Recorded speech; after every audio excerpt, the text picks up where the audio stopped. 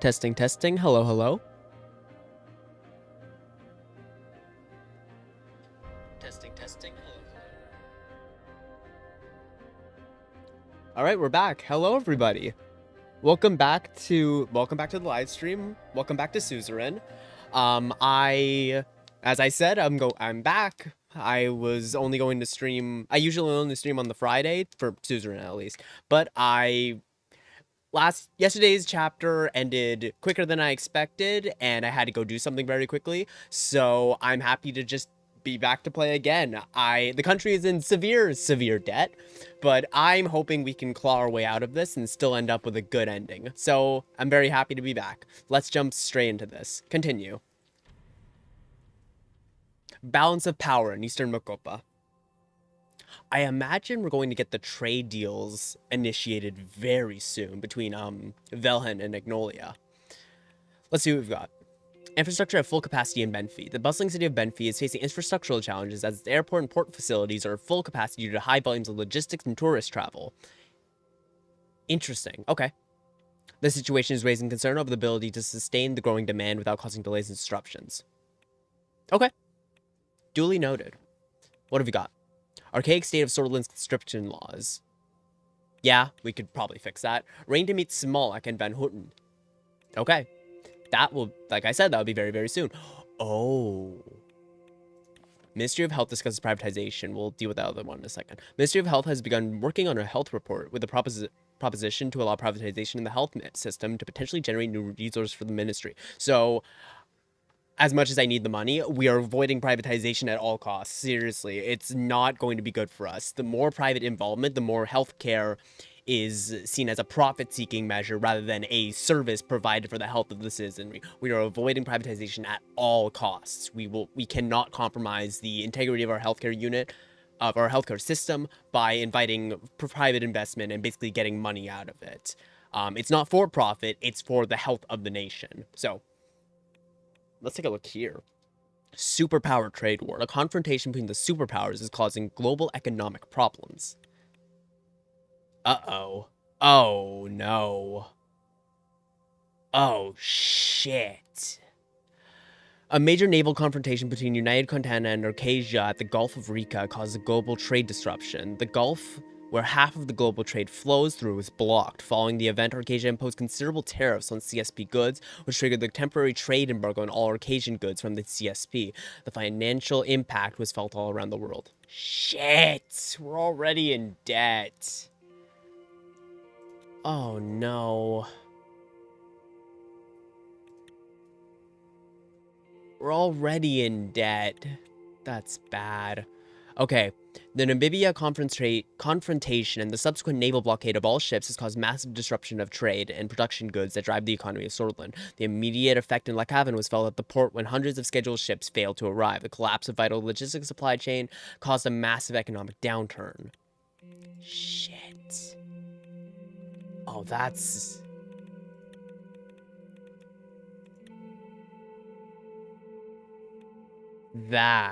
really bad. Giants clash, global economic war begins. Shit. Okay. Superpowers offer aid. Interesting. Very interesting. I'm gonna take a look at this first. Oh wait, this is the stupid thing that Kisero Kibner and the NFP are doing, right? In an endeavor to promote religious harmony and unity, the Grand National Assembly introduces a religious harmony bill, establishing regulations for religious affairs across Sordland. All sermons conducted during the Day of Dissension henceforth be held in the Sordish language. Regulates the language of sermons and other sanctuaries, sets forth new regulations for priests seeking state. All applicants must have Sordish lineage. That's ridiculous. Okay, yeah, no, this is explicitly to try and block the British people from involving themselves in, their own religion or in other religions. It doesn't really matter. Basically, it's saying that, oh, you can't speak the language. You're getting blocked out. No, I'm vetoing this. This is obviously discriminatory. This is absolutely ridiculous. I'm not entertaining that. President Reign protects religious freedoms. Yeah, of course. This is religious harmony. It's not even a dog whistle, it's just a whistle. Okay. Superpowers offer aid. United Contana and Arcadia are offering aid in return for military access. What have we got here? Okay. Ooh. Okay, let's think about this very carefully. The governments of United Contana and Arcadia have proposed a significant financial aid package for Sordland. This assistance is conditional on certain concessions pertaining to Sordland's strategic military installations. Specifically, United Contana is seeking docking privileges at the Conriat Naval Base, as well as transit rights through Sorge territorial waters for its naval vessels. On the other hand, Arcadia is requesting landing rights at the Erlery Air Force Base. Beyond that, they are asking for permission to conduct occasional Air Force rotations within Sorge airspace. This quid pro quo arrangement, while offering substantial financial benefits, would increase the military presence of both United Contana and Arcadia within Sordland, making a significant shift in the region's geopolitical landscape. Ooh. That's...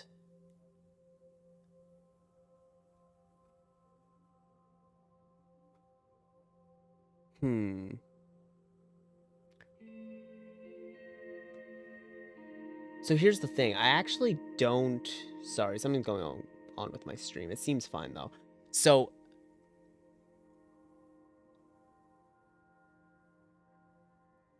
Okay.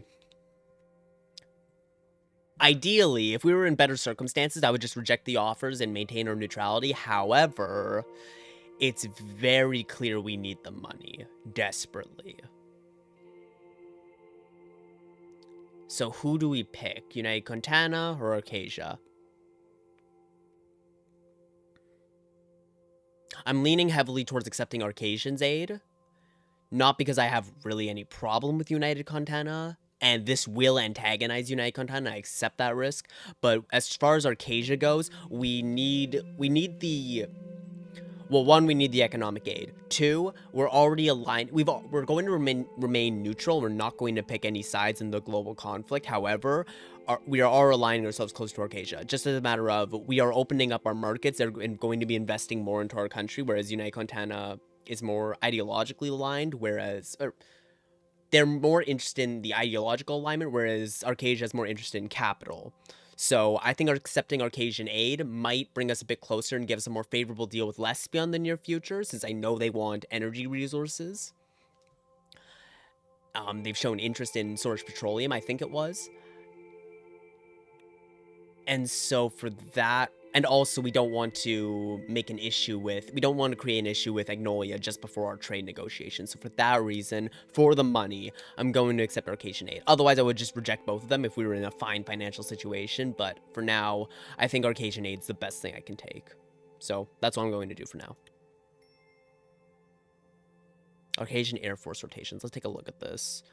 4th Fighter, being a crucial component of the Arcadian Air Force, conducts occasional air rotations around the Erlery Air Force Base. Display of military cooperation between the two nations. That's also good. Because I don't have to worry about the Rumburgian Navy, because they don't have a coastline, so I don't have to worry about that. But they will have significant air power, so having the Arcadians on my side in that respect will be beneficial. Arcadian aid.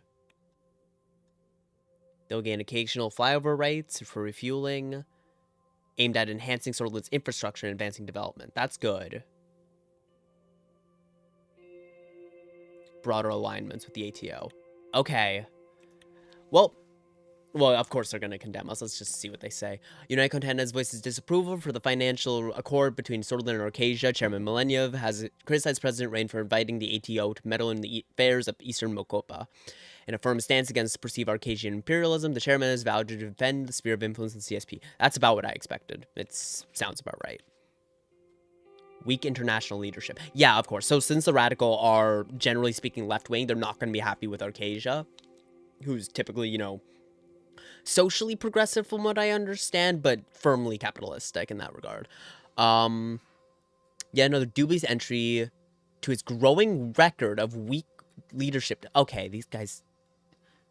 I swear to God. Closer to occasion, by extension, the ATO. One can't help but question inability to keep our economy afloat. I'm investing in infrastructure. Okay, whatever. Whatever, I don't care. The investment fell through, I'm betting. I'm not getting that money back, am I? I was sipping my first cup of coffee for the day when the phone lit up and rang. I swore under my breath. I thought my schedule was clear for at least half an hour. I picked up the phone. Mr. President, how are you? Not so great. You must have seen what's going on. Sorry to hear that, sir. The trade war got us an edge, and we are working on mitigation measures for the rural economy.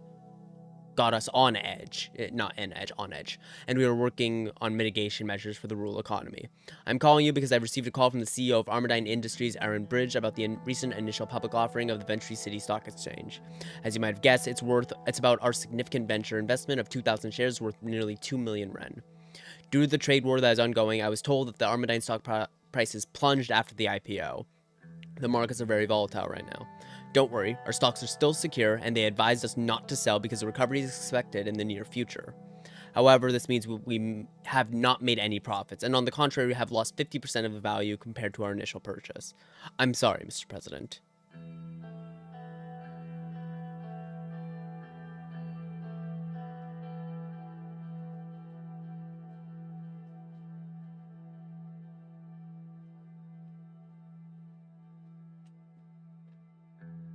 You know what they say, don't invest what you can't afford to lose. Wasn't Konrad Karanti the one who said that? He was a visionary for the free world for sure. Regardless, we still have a hold of our stocks. I'm confident once the effects of this nasty trade war subsides, we will recover the value of our shares and then make large returns in our investment. Let's hope so. I want to trust you, Gus. That's all I wanted to talk to you about, Mr. President. Keep me very well. Talk to you later then. Oh, I almost forgot. The management sent you one of their brand new radios as a gift. Miss Suno is bringing it to you. Goodbye for now. The line dropped. Well, that's cool. That's cool, I guess. Well, I'm out of money, and the nation's out of money. So that's not good. Huh. Okay. We can still work our way out of this. This is very concerning, and I am worried, but we are not as in strong of a position as I would have wanted to be, but we can definitely still make good of this. We were in the middle of a meeting in the palace about our immigration policy. The ensuing discussion became quickly heated. I don't think so, Mr. Vichy. It just doesn't make any sense to me that a foreign citizen should come before a Swordland citizen in Sordland. Well said. My analysis is also in line with this, especially during the economic recession. We are giving storage jobs to migrants from other countries. What about our own people? Immigrants are the reason our economy is not completely unsalvageable. Look at the Agnolian immigrants in Agland. They have revitalized the whole region and in turn boosted the economy of the entire country. Simon can attest to that. Statistically speaking, allowing immigrants to become part of the workforce contributes to our economy, but I agree that the current situation is very nuanced. With that said, we can't just tighten our immigration policy and expect the economy to stay the same. We need to put our economy and the recession in the forefront, especially in the wake of this insane fucking trade war between Arcasia and United Katana. I'd never seen Simon this rattled. Everyone in the room turned to him in surprise. I'm sorry for losing my cool, Mr. President. I've been working day and night. I am currently attempting to minimize the damage this trade war will do to Sordland. Be careful. Don't burn yourself out. I will do my best, but the future of Sword citizens is at stake. Thankfully, we've just started receiving financial aid from Arcasia. And then what? We'll become their servants? First they will place their warplanes in artillery, then their armies will come. You'll see. I do not approve of this decision at all. I've done this with Sword citizens in mind, nothing else. It's true. We need the money. That's how they take over countries, you know. Mr. Lancia has a point. We have seen it happen many times. Gentlemen, can we please get back on topic? Right. Sorry, Mr. Vichy. As I was saying just before I was interrupted, look at the superpowers. Do you see them closing off their borders? Why do you think their economies are in such good shape? They are in their current state because they welcome immigration and use it to their advantage.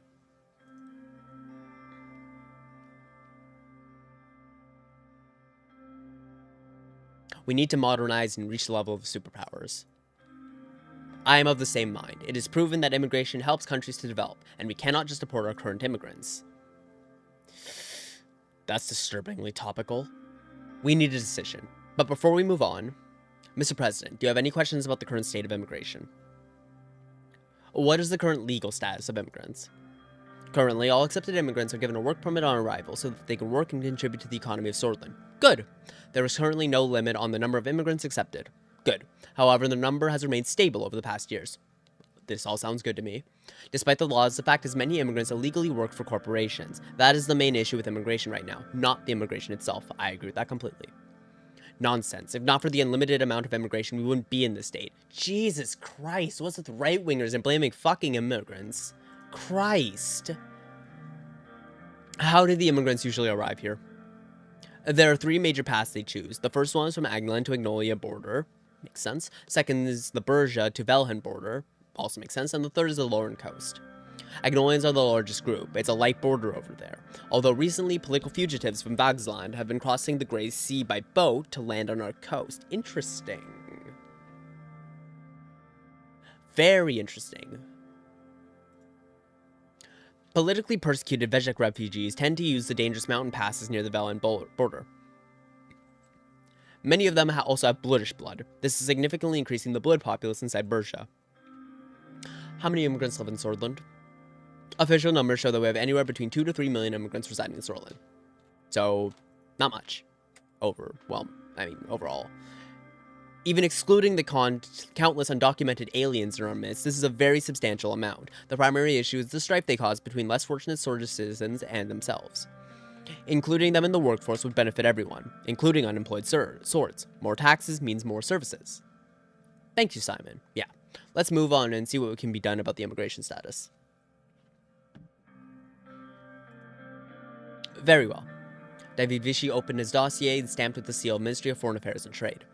Before we make any decisions, I have to remind you, during the elections we promised to keep our immigration laws relaxed, which I think is the right course of action. I disagree. We're supposed to control and reduce the negative effects of immigrations, like crime and subversion. Things that immigrants don't cause, and frankly are directly caused by bad socioeconomic conditions, not immigrants. I see your point, Yosef, but the economy certainly benefits from more immigration. Internal order, on the other hand, suffers immensely. No, it really doesn't. We should tighten the laws to prevent further chaos. David sighed warily. It's going nowhere. I'm with you, David. What are the if we decide to tighten immigration, we're not going to. If we decide to tighten immigration, what does that entail? We would have to impose quotas and, connected to that, stricter border control, on top of our allowing our economy to take a hit.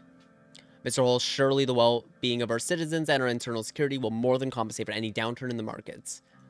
I hate you. I agreed. Agreed. So our citizens take priority. What are the consequences of keeping our immigration policies relaxed? Aside from keeping us on the path to prosperity, modernity, and continuous improvement, not much. Our current system is good for our era. We also have the capacity. This will allow us to continue protecting investment from foreign countries, which in turn will keep our trade steady. We would be more trustworthy partners. Stability draws money. Stability? What stability? We're already seeing clashes between our people and foreign interlopers. Where? The only clashes I've seen are when the fucking nationalist young swords shot someone in front of Parliament. On the contrary, the only way we can achieve stability is through tightening our immigration policy. You heard the lady. Sordland first. I'm ready to make a decision. Yes? We will keep our immigration laws relaxed. I am glad you made the right choice. We will be forced to handle new waves of migrants from Magnolia. Our border posts aren't ready, then get them ready. Not only that, we've just abandoned the native swords who need our support the most. Also, this will bring a new tide of refugees from Velen, Berja. Berja is already becoming a difficult region to manage. This is shameful. The citizens of Sordland aren't forgotten. Our work for them continues. And now they will compete with foreign immigrants just to put food on their tables. I'm disappointed in you, Rain. Anything else, Mr. President? Thank you for your contributions. Let's wrap this up. The ministers gathered the documents and rose from their chairs, some with frowns on their faces. I'm looking forward to the upcoming trade talks. Peter and I have been visiting Stalport and Raklavitz in preparation. I'll be coming along to talk with the economy ministry. Looking forward to the potential partnership. If we are finished, I need to head off and get the ministry to work on the new policy. Same here. Our border units need to be informed and prepared. Keep up the good work. The ministers dispersed. Streamlined immigration. Good. Nationwide protests quelled. Excellent. Voted efforts, security forces. Government took swift action. Protests concerned. Constructive dialogue. Good. Very good. Relaxed immigration. Excellent. Okay. We're still okay. Okay, here we go. Central Bank drafts economic recovery proposal. In an effort to mitigate the economic damages, Holzord's central bank is working on a new proposal. The plan comprises several measures, including the accumulation of foreign exchange reserves, the adoption of cautious fiscal policy, and increased support for export-oriented industries. The bank's initiative forms a crucial part of the broader strategy to stabilize Sordland's economy. That sounds good. Ministry of Justice report. Ministry of Justice reports that the restructuring of the ministry has been completed with success after the increase of budget. Excellent. According to the report, a large portion of the budget was transferred specifically to solve the case backlog issues at lower courts, which has already helped ease the situation. Additional efforts will be directed at fighting corruption, upholding the integrity of the justices, and the consolidation of the rule of law. Minister Morgna said she intends to bring back trust in the justice system with more accessible and efficient courts, a public information campaign, and by rooting out corruption in society. Lovely. Glad Miss Morgna's on my side. Vaughn condemns Arcasian financial aid. I don't see us working with them anyway, but condemns Sordland for accepting financial aid from Arcasia. He said that cooperating with Arcasia will only bring trouble to the region and warned Sordland for falling into the trap of West neo-colonialist agenda. Look, look. They do have a point. Yosef is right about that one thing. You know, they send an aid, then we become dependent on them, then they allow in warships, and then basically we strip away our protections to allow them more freedom into our country, and eventually they're able to control our economy at their own whim. That is a concern. However, in this case, it is one thing. We allowed them aid, or we allowed them access to our air bases, and in exchange they funded our infrastructure and gave us reserves. That's it. Chancellor Innos emphasized neutrality, voiced supports for Sordland's sovereignty amongst ongoing attempts by superpower alliances to exert influence. Thank you. Kairu, with its long-standing policy of neutrality, underscores the value of independent decision-making for Sordland's nation and advocates peace, stability, and non-interference in internal affairs. I appreciate that. Bagzan warns against Sordish privatization. Let's take a look at this. Voices concern over potential privatization measures being considered in Sordland. Chancellor, a strong proponent of Bagzlandian socialism, cautioned against the dangers of unchecked capitalism. Fair enough. Citing the risk of increasing wealth inequality and social instability, he expressed his desire for Sordland to consider a more equitable approach to the economic development, perhaps taking cues from Bagzland's own socialist policies. Hegel further stated that Bagzland will remain supportive of Sordland as long as the well-being of its people are prioritized. Good thing we're doing that with the anti-corruption police, healthcare increases, and education increases. Golcondas rally against Sordland. Political demonstration and its constitution. The rally, which was initially intended to be a peaceful gathering, quickly escalated into a protest. Unjust and evil government. Sex leaders have been actively promoting these views to their followers. That's concerning. That's very concerning. I guess the trade war continues. Alright. Oh god, this is looking worse. We have a lot of shit ahead of us.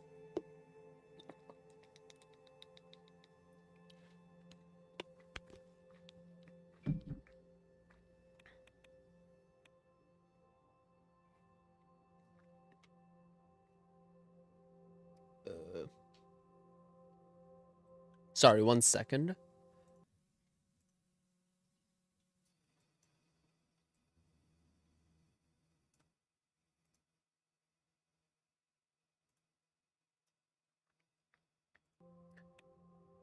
Just having a small problem with the stream. Should be fixed in 1 second. There we go. Okay, sorry, back to it.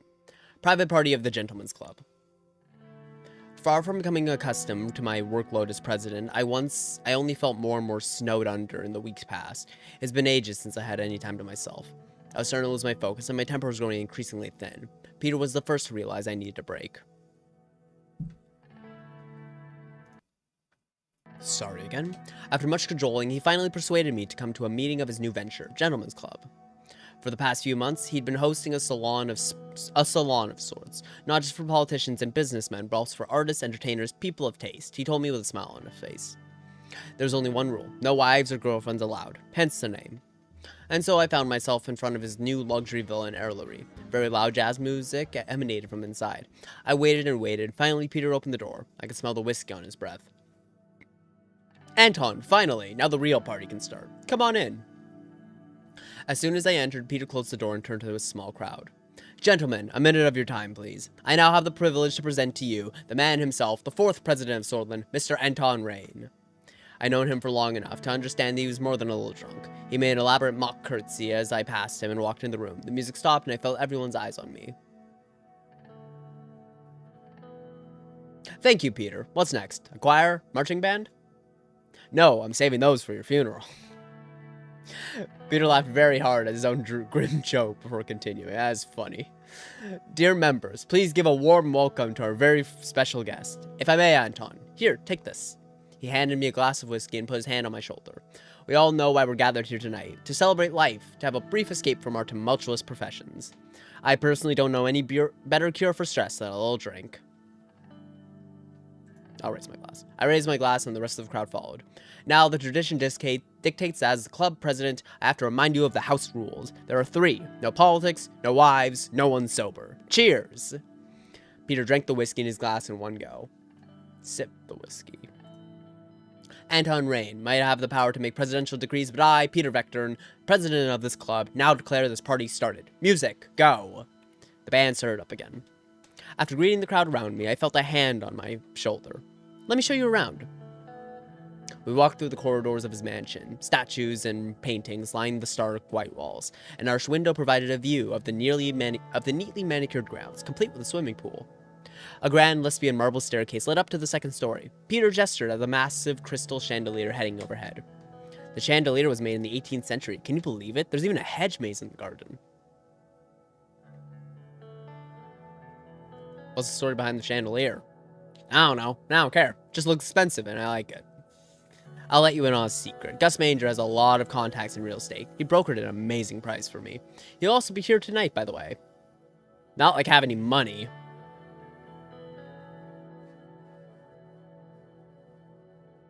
What'd you promise him in return? Only my money. We continued walking until we circled back to where we had started. So, what do you think of my little hideaway? Not bad. Not bad at all. I do find it disgusting, but not bad. Thanks! You know that you and Monica and the kids are always welcome here. Anyways, let's get back to the party. I arranged some caviar to be brought in from Lesbia. You're going to love it. He opened the door to the main hall, and we rejoined the other guests. The music was louder now, and the mood decidedly more inebriated. Cocktail waitresses were carrying around plates of canapes, wearing dresses that left little to the imagination. I thought this was a gentleman's club. Would you rather get served by wrinkly old men? Sweetheart, over here. Whoever one of the waitresses, and she came over to us. She was in her mid-20s, wearing red lipstick, her blonde hair neatly tied into a ponytail. On her plate were toast points slathered in lesbian caviar, Peter had mentioned. I took a bite. It was rich, salty, and tasting of pure seaside. I could almost hear the sound of the waves and seagulls. Lesbian caviar, best in the world. I'm telling you, Anton, there are few pleasures in life that are this. As the waitress left us serve another attendee, she flashed a quick smile at Peter over her shoulder. He smiled back, a little too broadly. Sensual. His eyes were still fixed on her, with an expression I remember from our many nights out together as students. Oh, look, there's Gus. Why don't you go talk to him? I'll be back in a minute. Peter, I'm warning you. Don't make a mistake. Mistake? What are you talking about? I'm just going to the washroom. See you shortly. He left the room and I headed over to Gus. Gus Manger was sitting next to a couple of men that I recognized as banking industry magnates, of course. As I approached, all of them turned to me and bowed their heads. Mr. President, a toast to our new member, everyone. Gus and I clinked our glasses as the people around us raised theirs.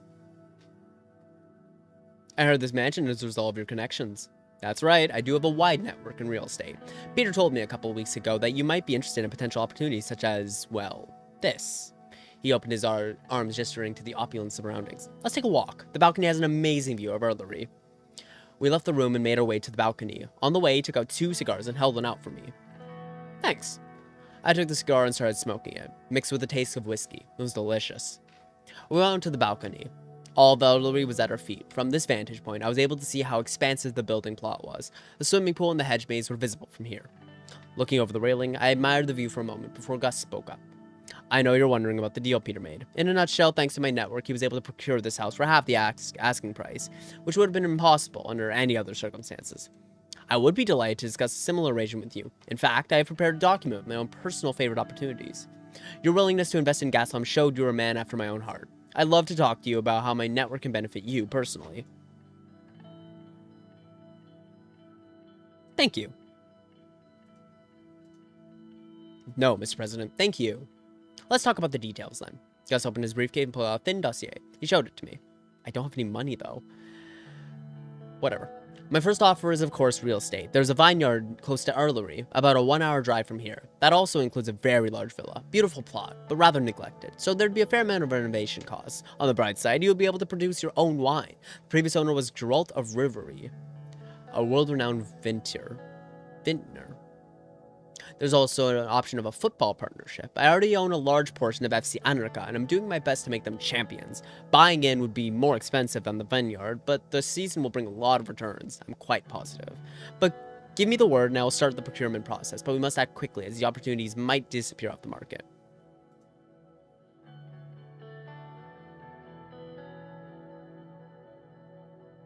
I don't think I can afford an investment right now. Really?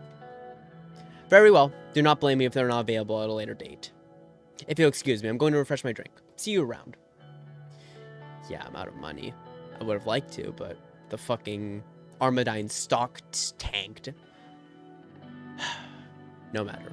He left to rejoin the party. Alone on the balcony, I looked out over Erlery. Suddenly, I heard a rustling from the hedge maze below. I looked down and saw a silhouette. 2 silhouettes, actually, so close together that they seemed to be entangled. I squinted and tried to get a better look. It was definitely 2 people kissing, but I could see neither of their faces. I returned to the party and spent some time mingling with the other guests, engaging them in small talk about their businesses, their children, their relationships. I realized it had been a while since Peter left. I looked around but couldn't find him. Instead, my eyes landed on Evald Alfonso. With a smile, the former president walked over to meet me. Mr. President, is that an empty glass I see in your hand? I'm trying to pace myself. Gus and I split a bottle of Regent wine over dinner before heading here. I saw you speaking to Mr. Manager earlier.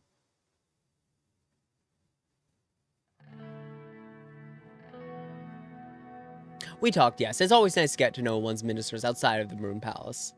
We had a good chat together back in Norbel, as I recall, resulting in your very wise decision to invest so much money in Gaslam. We're seeing growing interest from international investors, by the way. I'm optimistic about the results of Sordland's investment. I'm glad that Sordland could help your company thrive. And vice versa. Just then, Peter came back up from behind us and threw an arm around each of our shoulders. Look at you two, Sordland's bright future and its ancient past. Peter, behave yourself. Yes, Mr. President. Right away, Mr. President. Well, Mr. Alfonso, have you been enjoying my hospitality? Alfonso smiled politely. Indeed, I have, Mr. Vector. You put together one hell of a gathering. If you'll excuse me, I'm going to have a quick word with the CEO of Storage Petroleum. Have fun mingling. It was good to see you. Alfonso gave a brisk wave and walked off. Peter shifted his weight unsteadily. Nice guy. Shady president, but a nice guy.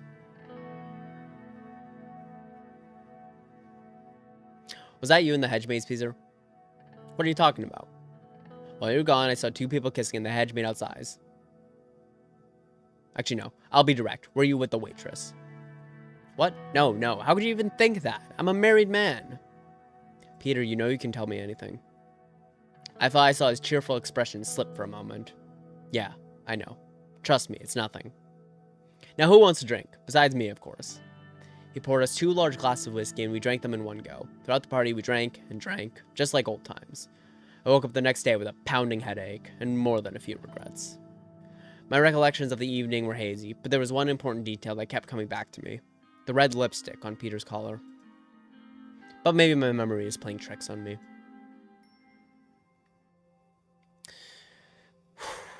We march on. BFF and Bullish Education in Berja. Uh-oh.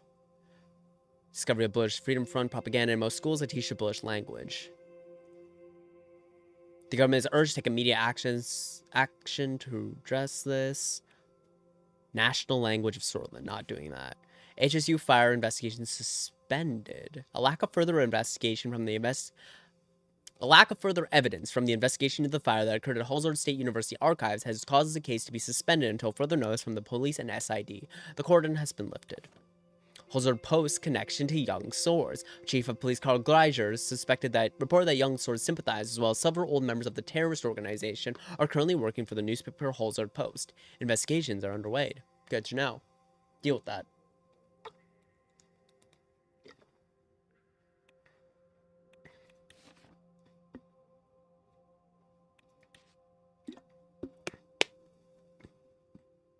President Rain saves the day. According to the information we received, President Rain has decided he will veto the religious harmony bill.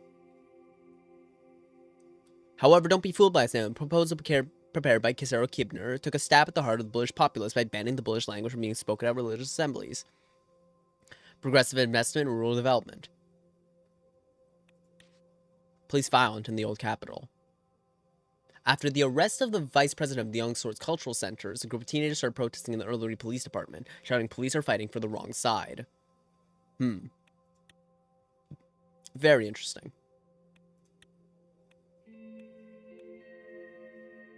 Very interesting. Okay. The opening of the Benfey Festival. Wait, hold on, check something. Yeah, this is turn 5. I'm so nervous. We're completely out of personal wealth, and we're completely out of money for the government. This is really bad.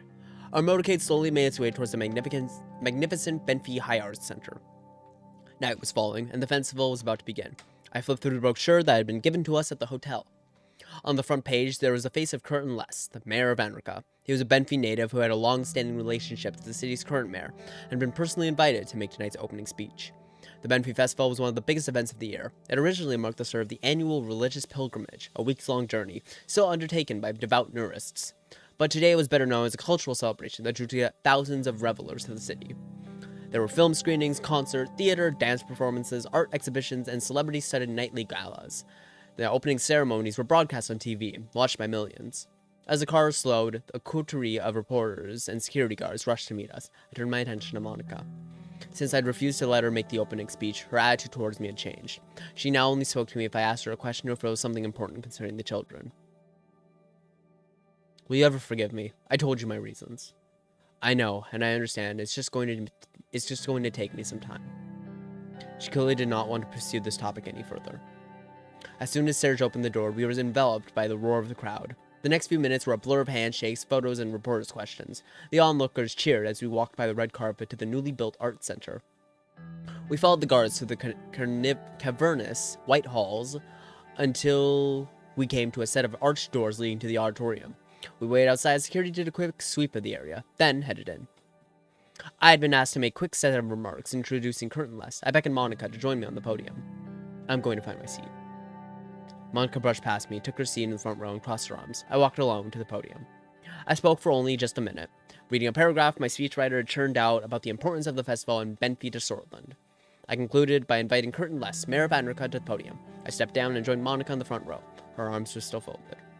Welcome to the first day of the Benfey Festival. He paused for a moment to let the crowd cheer, and his eyes briefly met mine. Look away. This is a night for the people of Benfey. Indeed, for the people of Sordland, to put aside their differences and come together in celebration. Yet, as we unite for the festivities, we must remember the real reason we are gathered here. The crowd felt silent. People were giving their full attention to what he had to say. The festival was founded around the principles of our cherished religion, Nurity. Over the years, it has been severed from its sacred roots and become something else, something more perverse. An excuse for public drunkenness and grotesque displays of the flesh, an occasion for young women to parade their bodies and engage in lascivious behavior.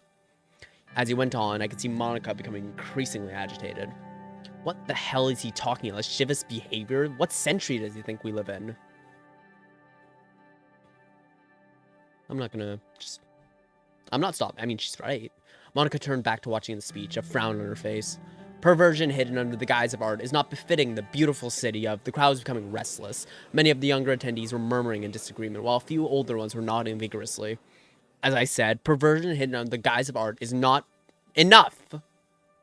The hall fell silent. Monica rose and continued. Mr. Les, it is not young women who are a disgrace to this fine festival, but you. You and your backwards puritanical attitudes, which have been holding this country back for far too long. I stayed in my seat and watched the events unfold. Monica turned to face the audience, speaking loud enough to be heard without a microphone. Women of Sordland, we must not let people like Mr. Les use religion as a justification to demean and oppress us. Our time has come. Shocked gasps ran through the crowd. A few people rose and applauded. Curtin Les waited to speak. I think Mrs. Rain is forgetting her place. What do you think my place is, Mr. Les? The kitchen? This festival is not about your retrograde traditions. We are living in modern times now. It's 1954. And it isn't your place to decide how the people of Benfey, especially the women, should be celebrating their own festival. I kept watching in silence. I looked at the podium to see Curtin Les' piercing gaze on me. There would surely be a price to pay for this. Mr. President, could you please control your wife before she embarrasses herself any further? You know what, Curtin? My wife is absolutely right. Monica looked at me, surprise registering on her face. Thank you, Anton. I turned to Curtin. Your task was to give an opening speech, not a moral lecture.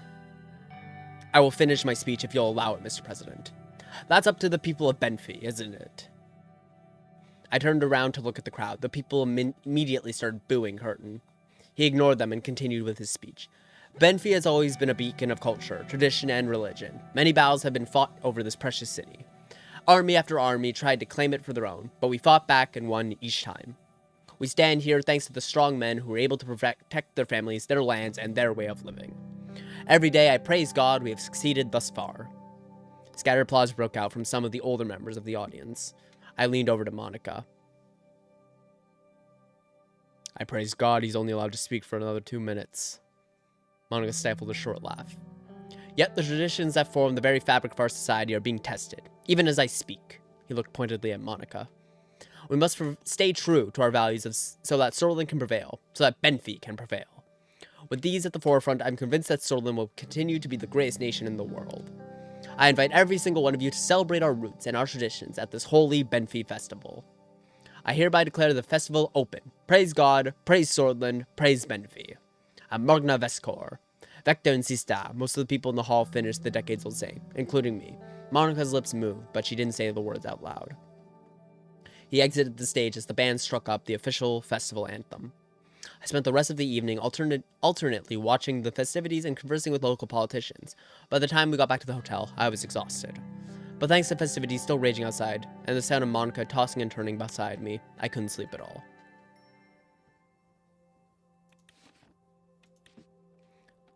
Velhen deploying special forces to Vernon. Interesting. Concerning, but interesting. Protests and looting. Refugees of Vernon. Reports from a reporter and the Vejek city Vernon show that there are about 1,000 people running away from the Vejek military forces towards the Sordish border.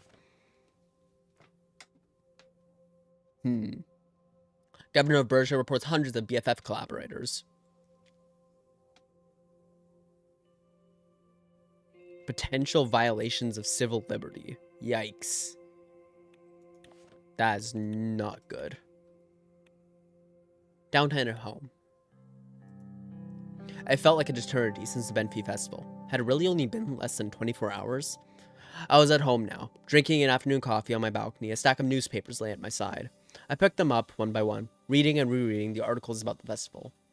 Some of the newspapers were merciless against Monica for interrupting Curtin during a speech. A few even called for her to be barred from political matters. Others expressed their support. In any event, I was relieved that the incident hadn't reflected too badly on me. I was putting the last newspaper down as Monica joined me on the balcony. Listen, can we talk for a bit? Of course, what is it? Monica sat down and picked the nearest newspaper. She pointed to a particularly insulting headline on the front page. And never in a million years would I have wished for this, Anton. I just wanted to thank you for supporting me and apologize for creating such a spectacle. All I wanted was to bring the people of Benfey and Sordland together. The way you're able to, but not like this. Her eyes were getting moist. A single tear fell onto the newsprint. Wipe her tears away. I leaned forward and wiped her tears from her eyes. She clasped my hand to her face. Oh, Anton. Her eyes filled with gratitude. I could see she'd slept little as I had since the festival. Thank you. One more thing. You know how stubborn I am. Perhaps the festival wasn't the proper forum to air my views on women's rights, but I still need to do this, Anton. I want to officially adopt this cause as the First Lady. To actually get involved in politics, not just give impromptu speeches. I could even help your education minister with those reforms she's working on. I know this is something you're passionate about as well. Can I count on you? Of course, my love. I'm looking forward to working closer together. Oh, Anton, this means so much to me. Monica hugged me tightly, and I felt some of the past day's tension melt away. Thank you. A noise came from the balcony door. We both turned our heads to see Diana standing there. Mama, I'm hungry. Let's go to the kitchen, baby. We'll make Papa the best snack ever. Yeah. They left the balcony and returned half an hour later with a large cookie. Diana had written my name with icing on it. As I sipped my coffee and nibbled the cookie, I thought that I had made the right choice. Things were going to get harder, but at least my life at home was somewhat peaceful. Things are going to get much harder. Arcadian access to Artillery Base. Preparations began in Ellery Air Force Base to expand the hangars and restructure the security of the airbase in order to welcome Arcadian planes in the short future. Arcadian security and logistics professionals have already been welcomed to the base to work with Zordish officials. Good. Increased cooperation. Positive presidential approval rating. A new approval rating poll has shown that we have landed above a 50% presidential approval rating.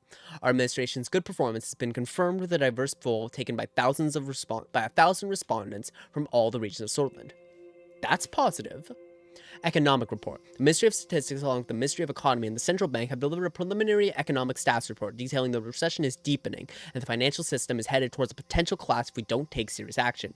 Minister Hull said that the situation was dangerous. Fair enough. It very much is. Okay, let's check the news.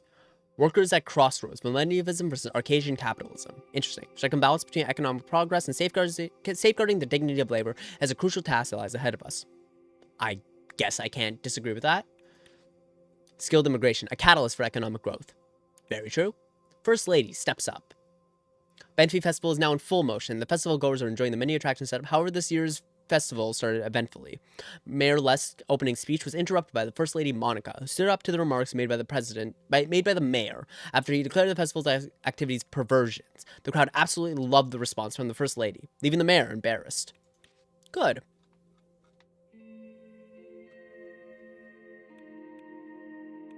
ATO stability rocked by Kino's potential departure. Interesting. Huh. Okay. Okay, I'll keep all that in mind. Build Rumburg fortifications. Absolutely not. The military is voiced concerned about the cut of military funding and requests additional funds to plug the holes in our defenses at the Rumburg border to the north. Mr. Galad advises us to accept the offer led by General Kruger. The MOD will immediately begin implementations among approval. It's a waste of money. Frankly, a few pithy fortifications are not going to stop an invasion. Our military is too underfunded. This is just a waste of money. It's security theater more than anything else. Don't bother. If we had the money, I might reconsider it, but we don't. All right. Gonna take a drink and continue on.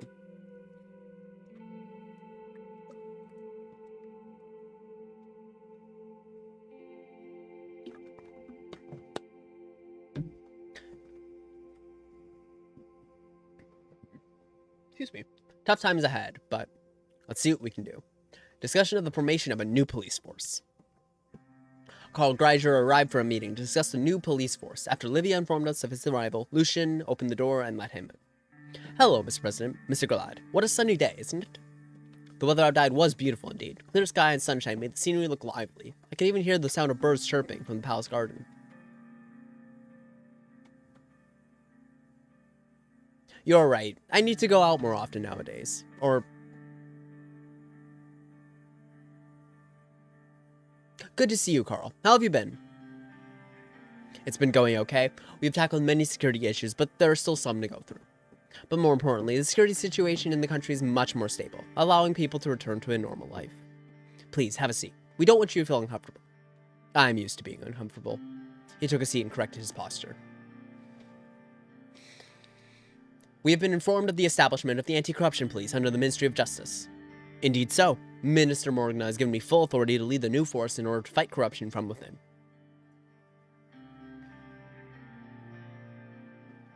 Congratulations. I hope we'll be close partners in the fight against corruption. Sir, we have a tough and long fight ahead of us. It will take years, but we will win. You can believe that.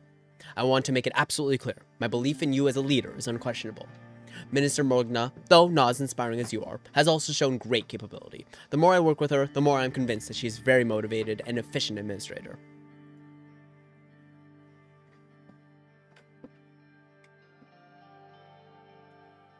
So, the anti-corruption police is separated from the interior. Yes, it is for good reason. We have found some irregularities in our police forces. Some of our top officers are involved with corruption. Therefore, having new police force separated from the interior helps its independence and objectivity. Very good, actually. That's I think, the best way you could possibly organize that. Carl leaned closer and lowered his voice ever so slightly. There are elements within our state that have ulterior motives. Elaborate, please. May I speak frankly, sir? Of course. There are some very powerful deep state forces hidden inside the administration. Our investigations have just begun, but certain links we have discovered are troubling. Mr. Hawker has financial aid and other ties to certain figures. He's a dangerous man. Currently, we're collecting evidence to find out exactly what his network comprises. We always suspected the existence of such a deep state. The real question here is who in the government and cabinet is on Mr. Hawker's side.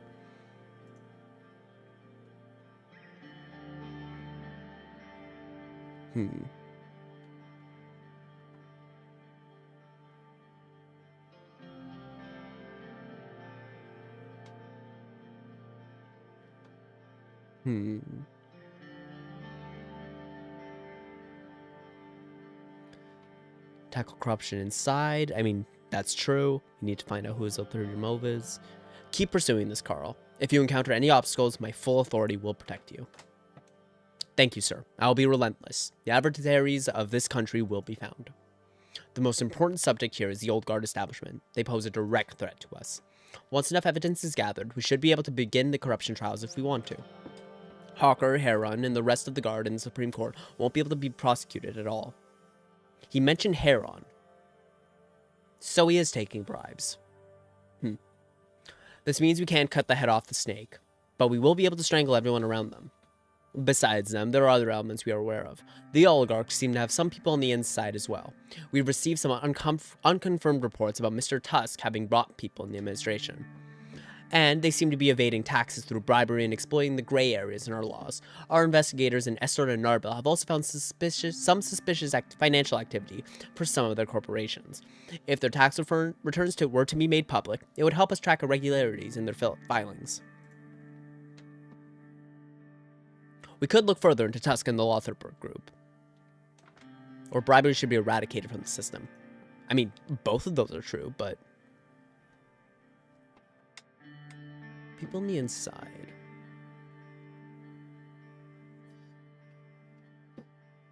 We could look further into Tusk and the Lotherberg group. If that is your desire, we can certainly inquire further about their operations. Marcel Caronti and HOS also have a strong presence in media and many other industries. There are some patterns we observe that are unusual. It really seems like they have powerful influence in the majority of the so-called independent news organizations. They might not be so independent after all.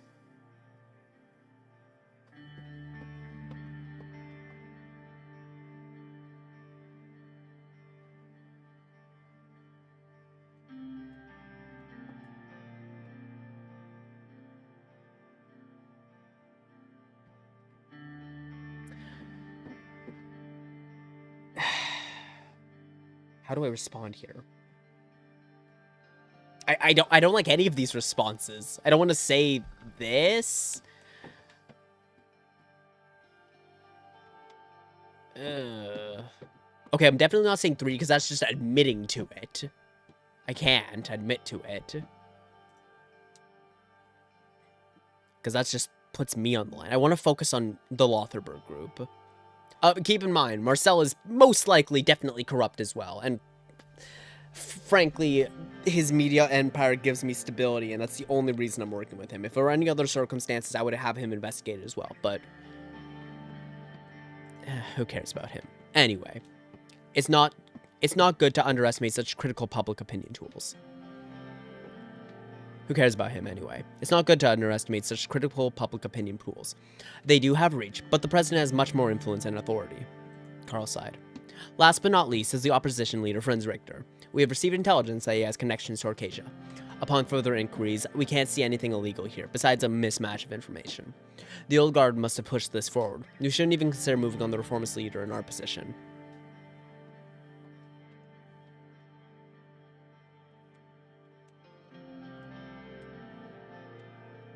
Richter is a loyal servant of Sordland. The old guard is trying to pressure him. The way we received this intelligence was unusual, to say the least. It totally came through the back channels. There's so many potential corruption cases here. Therefore, we need to pick a faction to focus on. We can't investigate everyone within the remainder of this term, and come up with a thorough and compelling case. The most logical step would be to use the ACP to pressure either the oligarchs or the old guard. Where should we concentrate our anti-corruption efforts? Okay.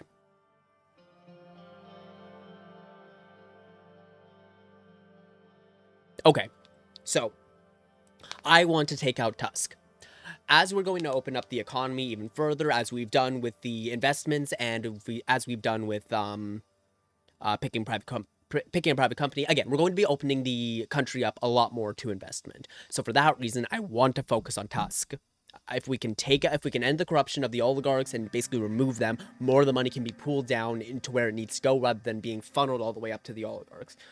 Hawker and the old guard are a threat, and I want to get rid of them very much, but one, the judges have full immunity, or at least the top justices have full immunity, so we can't touch them anyway. Two, we still do need to be more or less friendly with them.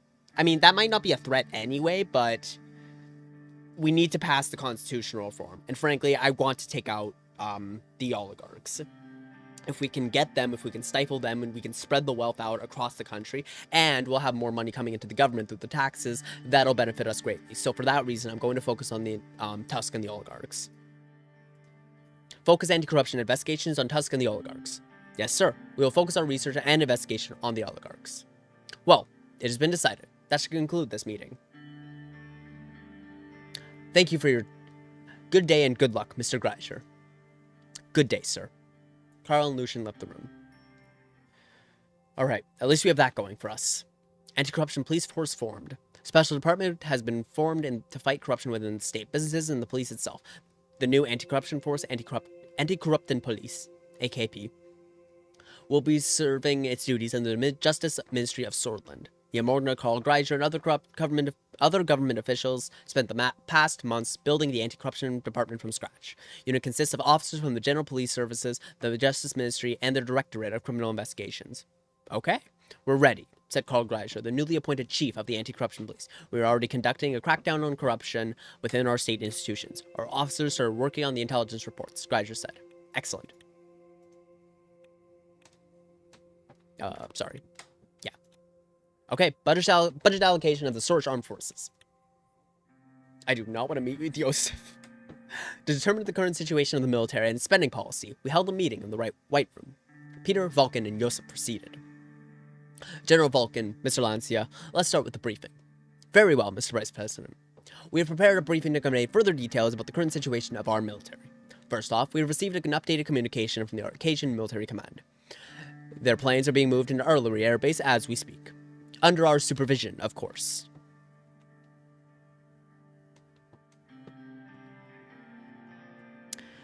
Yeah, I think...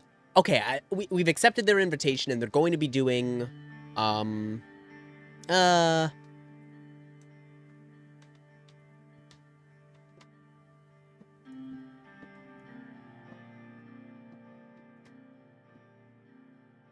Let's not be too antagonistic. Good. Make sure you keep an eye on them. Of course, Mr. President. Now, let's move on to our military. Which branch would you like to know about first? Can you provide details on our Air Force? Our Air Force currently has 410 planes in the inventory, out of which only 140 are jet planes that are not in great condition. 30,000 pilots and support staff work in the Air Force, and they are commanded from the Mark Air Force Base in Erlery. How experienced are our pilots? Our pilots have average experience. They have a total of 450 hours flight time with their craft before they are qualified. This gives them more than enough time to get used to it. This is low compared to 1,000 to 1,500 hours in other countries like Arcadia, United Contana, Lesbia, and even Vaxland.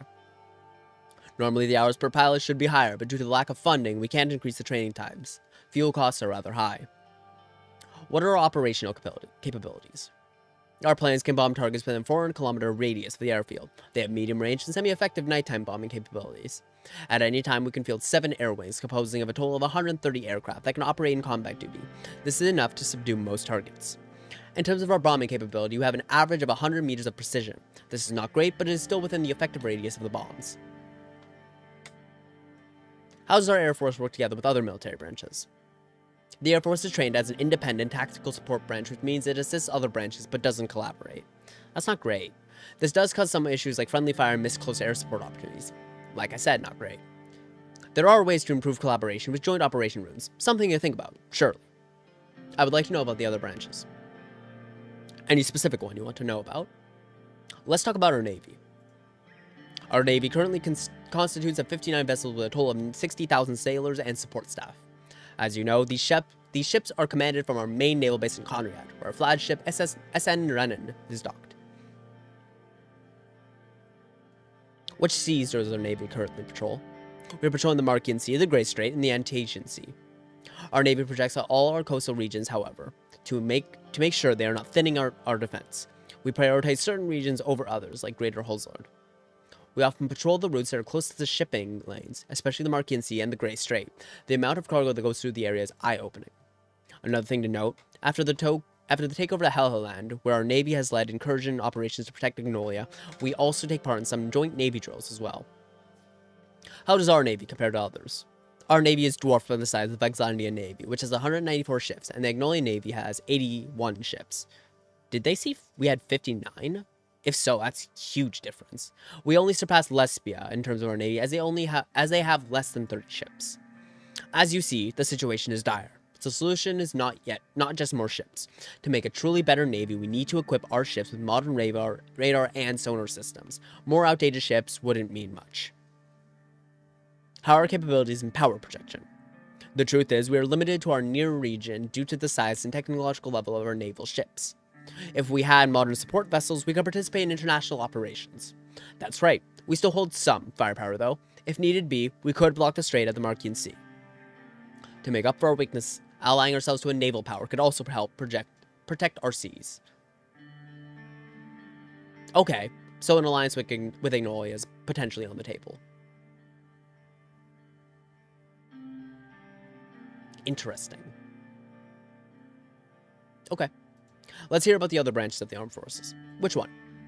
What's the situation of our army? According to the latest reports from Kent Strongarm, currently we field 6 armies, totaling to approximately 400,000 active troops, which is a good amount. The real issue we are having is quality, not quantity. What is the current equipment status? Our army is quite outdated, but today's military standards, but most of our equipment is 2 decades old. To make up for our lack of modern military equipment, we resort to a large number of soldiers. We resort to a large number of soldiers, which is not really a long-term solution. I've been trying hard to reduce the negative effects of this problem. We don't need a modernization program. A standardized purchase of lacking equipment would do. We need more funding towards expanding the military size. Otherwise, our army will be seen as weak. How do we compare to other armies? Rumburg fields about 6 armies, amounting to 1 million soldiers. Lesbia fields 5 armies, which amount to 800,000 soldiers. Vaxland field 1 army of about 140,000 soldiers. Valhen field an army amounting to 100,000 soldiers, and Agnolia fields 2 armies with a total of 200,000 soldiers. The sheer size of Rumburg's army is because of their forced conscription laws. They are able to afford such a large force due to their massive gold reserves, which significantly came from Riga over the past decades. On the other hand, the Lesbian Navy is the most advanced, followed by the Vaxlandian army. The Lesbian army is most advanced, followed by the Vaxlandian army. Both of these countries put a lot of money into modernizing their military.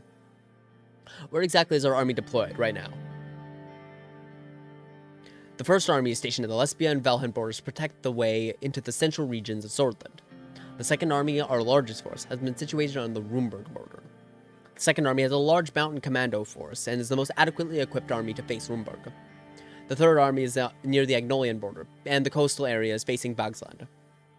Due to our bitter past and our coastal defense force is always on alert, the decimation of our fleet is still not forgotten. I'm curious about another branch. Very well. Actually, let's move on. We've covered all of them. Let's. He cleared his throat. To say that the Ministry of Defense is furious about the reduction of the military budget would be an understatement. This was a betrayal in our eyes. As if the reduction was not enough, you also decided against reinforcing our border. If Rumburg were to attack, we would need to sacrifice many soldiers to hold the line now. Joseph narrowed his eyes. If I didn't know better, I would say you were intentionally trying to weaken Sordland, Mr. President. We are sorry, but this had to be done. Ridiculous. We stared down at each other. Peter finally interjected. Let's calm down, gentlemen. It is unfortunate that we weren't able to allocate resources, but the decision is already made. We need money and materials, Mr. President, not excuses. We will need to cut training time, let soldiers go, and stop purchasing equipment. This is disastrous and will destroy the armed forces as we know it. The military makes do. I'm sure you talented gentlemen will find ways to circumvent the cuts efficiently. Do not expect the Sword's armed forces to be a capable force after these budget changes. Yosef's voice was getting louder and louder. Gentlemen, please, let's calm down. No need to cause a ruckus. Tell that to the hundreds of thousands that will lose their employment and the honorable general staff of the armed forces. We mean no insult to the armed forces. There are simply no resources left. You don't mean it, but it has to be done. We expected much more from you, Mr. President. You have let us down. Let's hope that our enemies won't realize our weaknesses.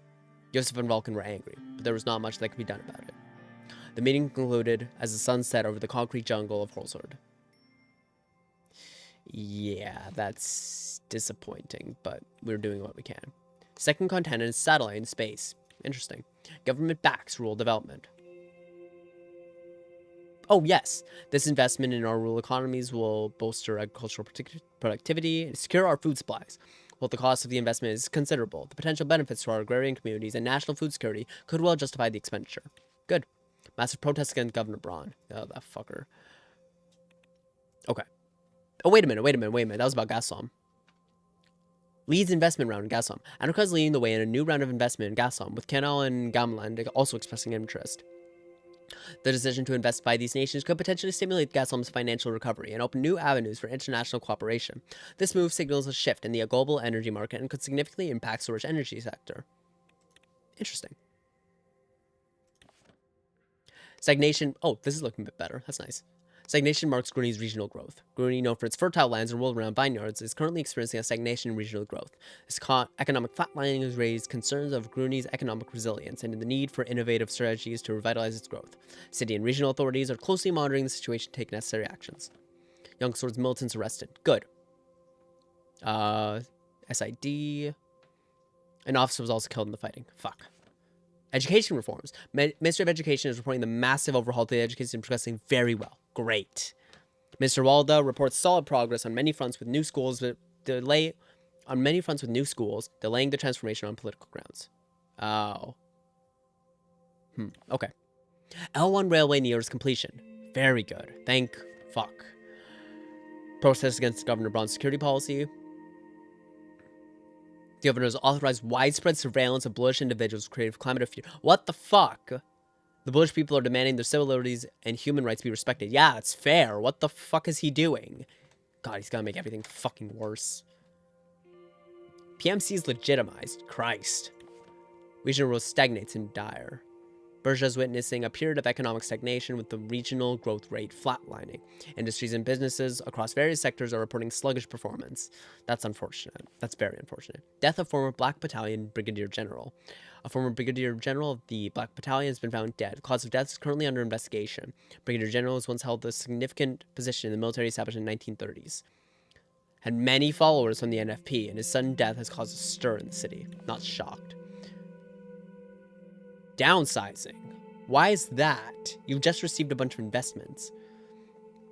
The Gaston branch in Narbel has recently announced a downsizing of its operations.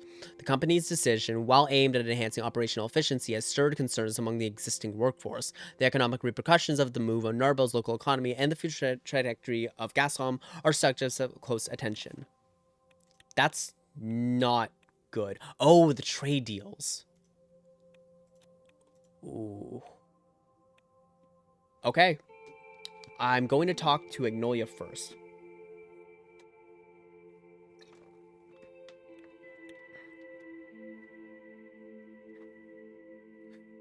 Let's hope this is productive.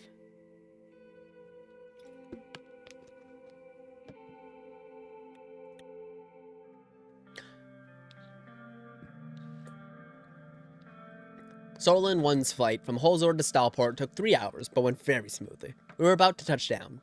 David left his seat and came over while Simon was enjoying his newspaper. Looks like we were about to land, Mr. President.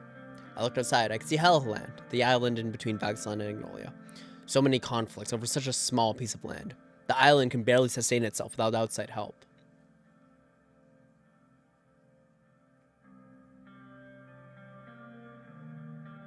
I know. I was just thinking the same thing. Thousands of people died fighting for it. I wonder if it was worth it. I suspect it'll be one of the topics that Mr. Van Houten will bring up as a bargaining chip. We must be careful. Helgeland might be under control of Agnolia, but the international community has yet to recognize it, for good reason, too. Nobody wants to make an enemy of Vagsland, especially because of the support of United Content and the CSP.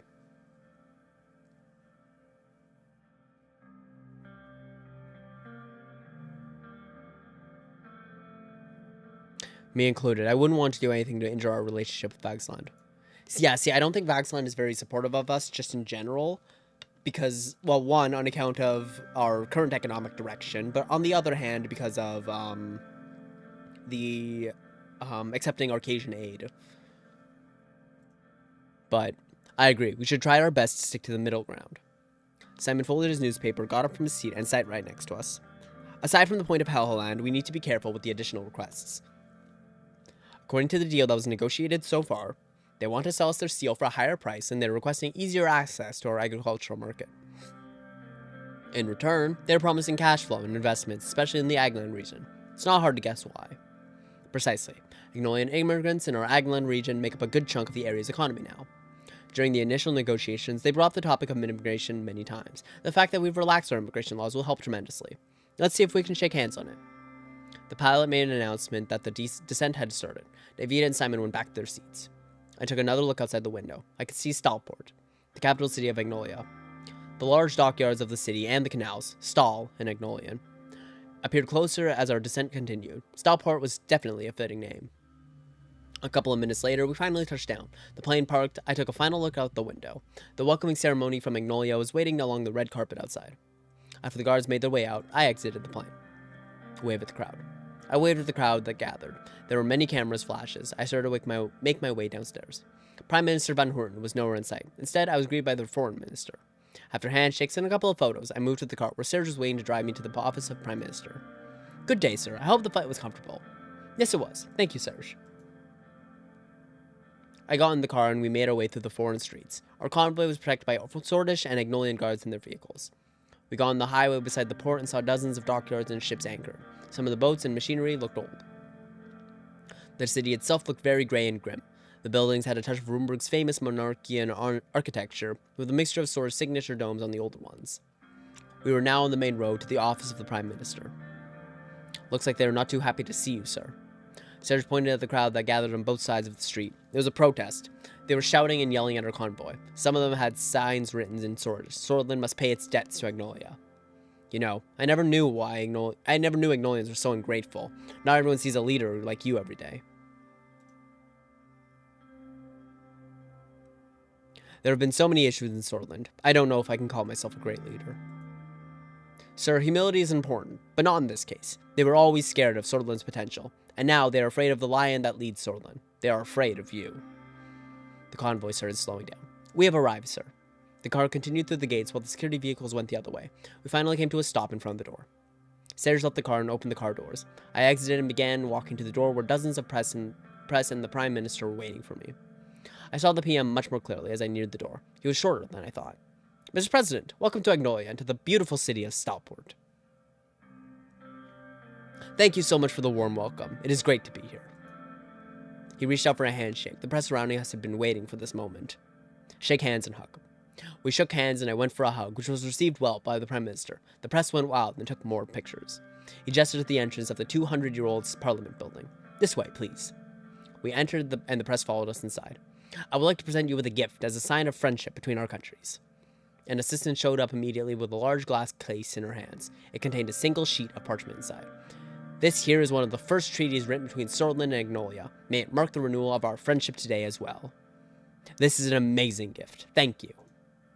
Our photos were taken again. I gestured at one of my retainers who was holding our gift to the PM.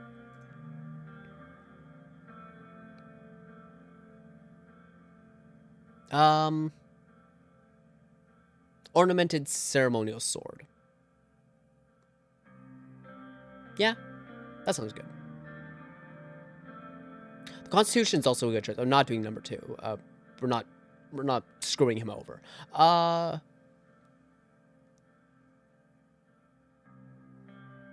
Sure, it's a conversation about steel trade anyway. Let's go with it. Our gift was an ornamental ceremonial sword made with sword steel. Ah, an excellent specimen. This must be hundreds of years old. It looks like this is sword steel as well. Very fitting. Thank you. The cameras flashed once again. Let's go to my office. Follow me. I followed him and we entered the office of the Prime Minister. With its minimalist wooden decor, the room was far more modest than I expected. We sat down. He leaned back and made himself comfortable.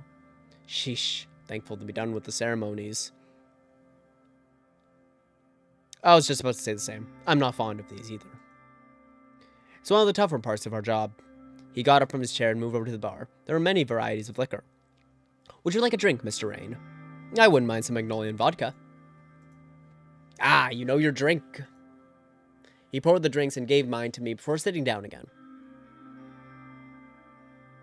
A true gentleman. I can respect that about you, Mr. Van Houten. This is how we do things in Agnolia, Mr. Rain. I appreciate the kind words, but flattery won't sway me today. First of all, I would like to say I've been watching your recent immigration policy changes. I am glad that you've decided to keep it relaxed. Immigrants are very important for beneficial economical cooperation and economic development. We believe that very much in Agnolia. It's reassuring to see Sordland move in a more modern direction. Thank you. He took a sip from his vodka. So tell me, Mr. Rain, is Sordland reliable trading partners for Agnolia? Of course, Mr. Van Houten. You can trust Sordland. Very good. Van Houten leaned further back in contemplation. Let's change the course of our nations. First of all, if we shake hands on it, this agreement is going to be extremely beneficial for both of us. You should be able to solve your recession in no time with the investment and money flow coming from us. This is, as you know, on top of the reduced tariffs for trade between our countries. Of course, in return, as discussed between my people and your people before, you allow us privileged access to your agricultural market. You will be buying steel from us at a higher price, which is a small price to pay, really. That is the deal. What do you say, Mr. Rain?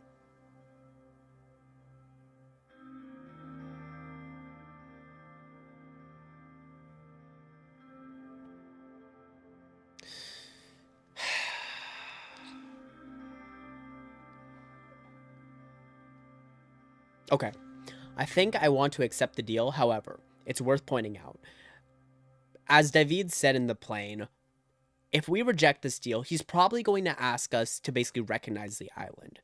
And it makes sense, I think if I say this is not a beneficial deal for Sordland or something along those lines, he might instead ask for recognition of the island here. Which would immediately pit us against Vagsland, which doesn't help our neutrality. Although, could backing... We're neutral between the superpowers, but could backing Agnolia here with the Helheland Island, could that potentially... oh, look, it would make us an enemy of Vagsland, no question about it. But would it put us in a stronger position?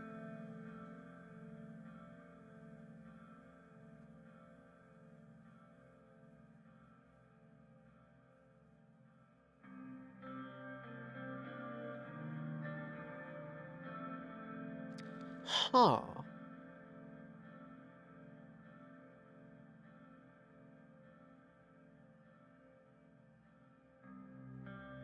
Ooh, wait, that's a risk. That's a very, very risky gamble.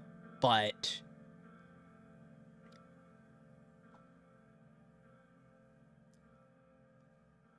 it would keep the import of steel cheap. It would allow us more influence over their market. We'd get cooperation from both their navy and their army, which both of ours is weak. But it would make a really big enemy out of Vagsland.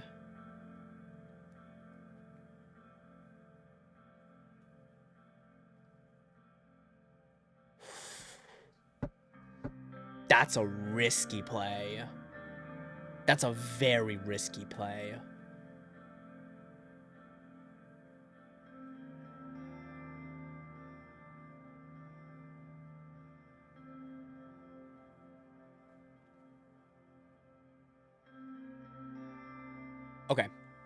Okay, I'm gonna lay out my thoughts here for a second. I don't expect the trade deal with Valhen to really go anywhere, especially not with their criticism of the ATO or their buildup of special forces. So I don't expect this to go anywhere. However, I do expect a potentially good deal with Lesbia to come in the near future, on account of the fact that we are bolstering up our energy industry, and they're very, very energy hungry. And we could also get a deal out of them. If Rumburg attacks us, like, up front, and we don't have a deal with...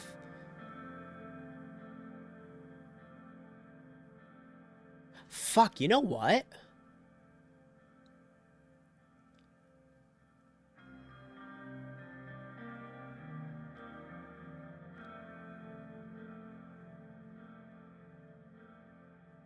I plan to align with Lesbia anyway. I want to export energy to them, because that seems to be something they're very interested in. And I don't plan to join the ATO, because I plan to remain neutral. Because that's part of the campaign promise that I've made. Here's the thing, though. If conflict breaks out, we really can't do shit for Agnolia. Vagsland would decimate us.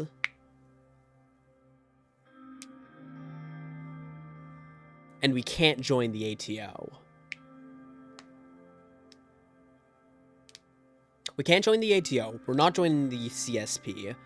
We still might be able to get an alliance with Lesbia, but that might only be for protection against Rumburg, not necessarily protection against Vagsland.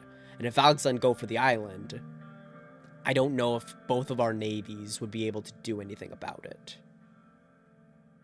However, they would have to do a naval landing, which is very, very difficult.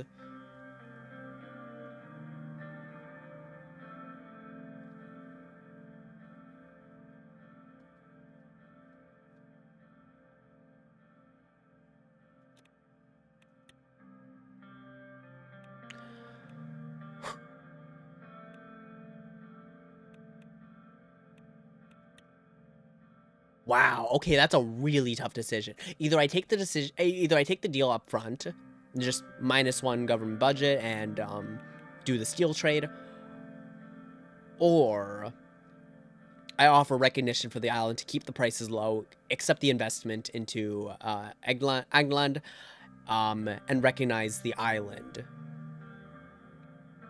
which will make an immediate enemy out of Vagsland. And will firmly position ourselves against the CSP.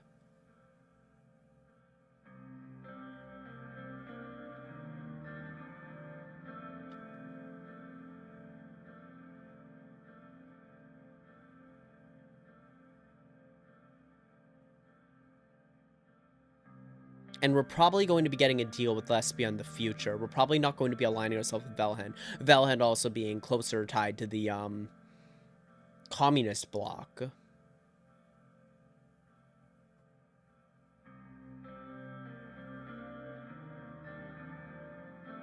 And frankly, this isn't a superpower. Everything's a superpower-based decision, obviously, but like this is much less of a superpower-based decision because Vagsland is, well, not the giant that is United Contana. And this would give us a lot more control over the Grey Strait.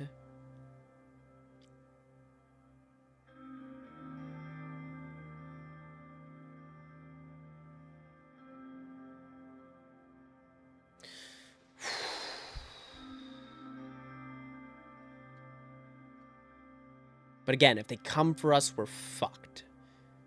Also, Yosef did mention wanting to, encouraging us to align ourselves with a naval power. And Agnolia is objectively a bigger naval power than us.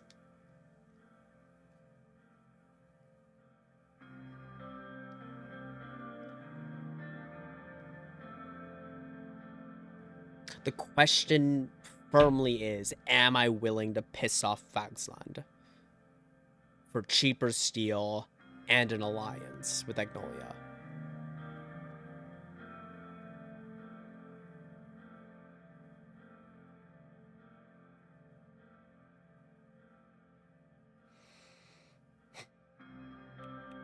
That would be a very daring play.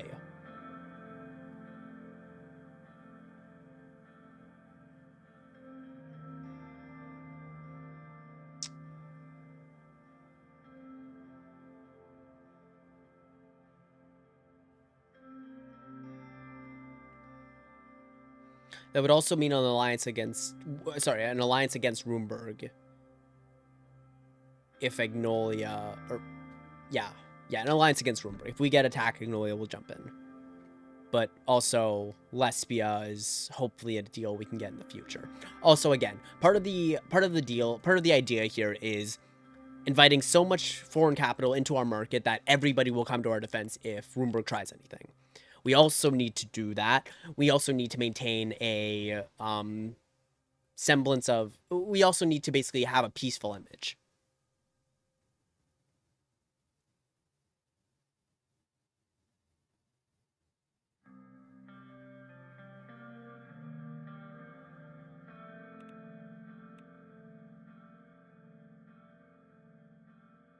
Oh yeah, Gomland has also been investing in Gassom, which is something.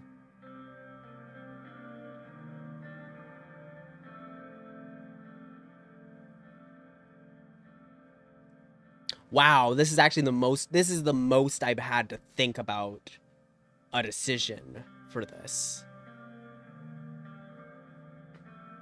Because shit, this could give us a lot of leverage in the future. It would align us with a naval power, which is very helpful. It would give us a stronger defense if Runeberg were to attack us. It would give us cheaper steel, and we'll still get the investments. The downsides will be antagonizing Bogsland and the Content and Security Pact, and necessarily pushing us closer to the ATO. And if we can't get a deal with Lesbia, a military agreement, any guarantees, anything.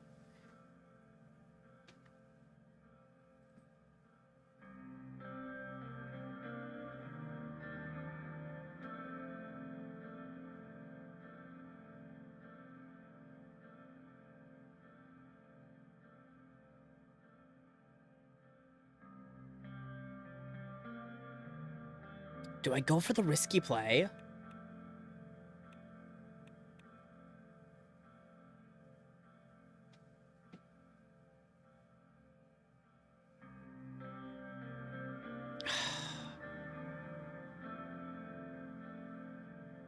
Shit. Anything beyond a trade deal with Agnolia will piss off Vagsland. So any military alliance, obviously the recognition of the island will piss them off. But I don't know how the ATO feels. And again, I don't want to enter into the ATO. I want to maintain my neutrality. However...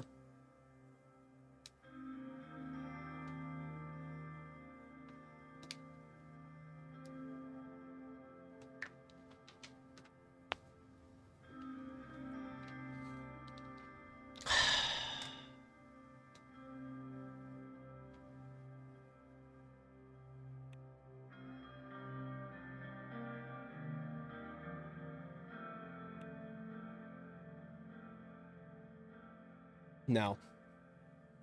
No, I think pissing off Vagsland is too big of a risk.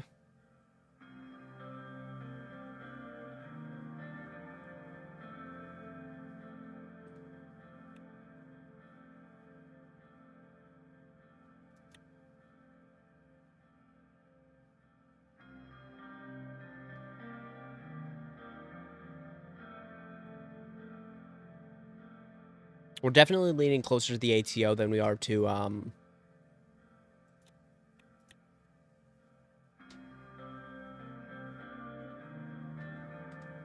aimed at predominantly countering the CSP.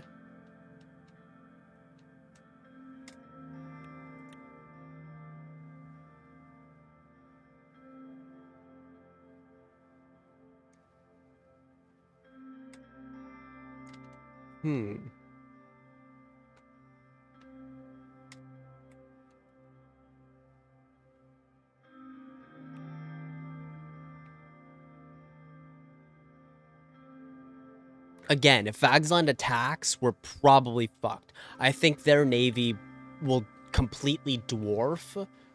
Okay. Yeah, no. I think the Vagsland navy will completely dwarf even the combined efforts of both me and Agnolia. Like, they have more troops, they have better equipment, they have a far larger navy than both of us combined, I think. So I think maintaining peaceful relations with Vagsland is more beneficial than potentially getting a better trade deal here and increasing Agnolian influence, or increasing our influence over Agnolia. Wow, okay. I had to put a lot of thought into that. Hey, Caleb, not bad. About to make the big trade deal going on here. Fuck it, I accept. Excellent. Before we dive into the paperwork for the trade deal, I want to offer you another possibility. Here we go. I would like to expand our new partnership. We have regional forces like Runeberg that have been imposing danger on both of our countries. I'm of the mind that we must unite. So, by the powers bestowed upon me as the Prime Minister of Agnolia, I'm offering a military alliance between Sordland and Agnolia. What do you think? Yeah, Sordland is not ready to go that far with Agnolia. That is unfortunate. It would have been beneficial against the Runeberg threat. However, Agnolia can stand by itself against any threat just fine. Dude, if Agnolia or Vagsland comes for you, you're fucked.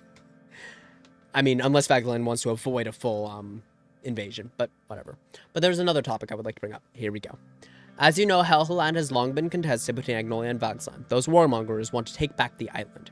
You know how the international community does not recognize our rightful claim on the island, including Sordland. Wouldn't it be fitting for Sordland to finally announce its recognition of Helheland as Agnolian territory? You are asking too much.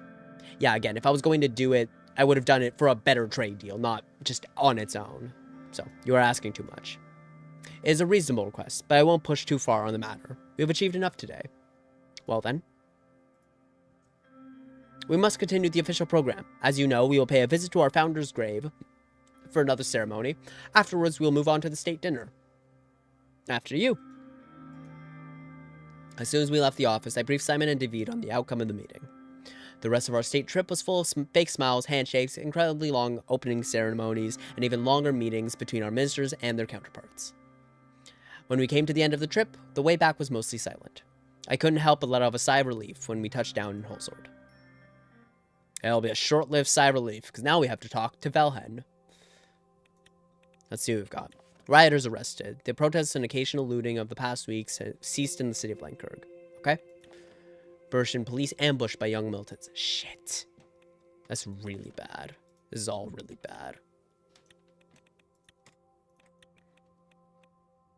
Recovered trade volume. Good. Good. Trade initiative. Higher price steel imports and agricultural priority. That's fine.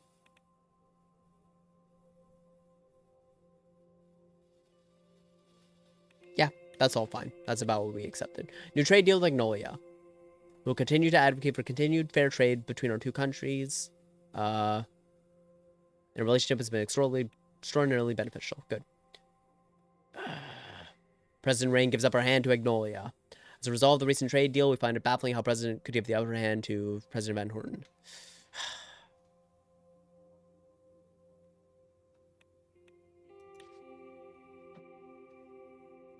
Van Horten is playing with fire. Yesterday morning, Chancellor of Vagsland Hagel delivered a press comment in Helm about the escalating tensions in Helheland. During the press release, he said Agnolia's unlawful occupation of the island will not stop us from doing whatever it takes to protect our people. Van Horten is playing with fire, and if he is not careful, he might get burned, said Hagel. Probably a better choice on our part to have stepped away from that one.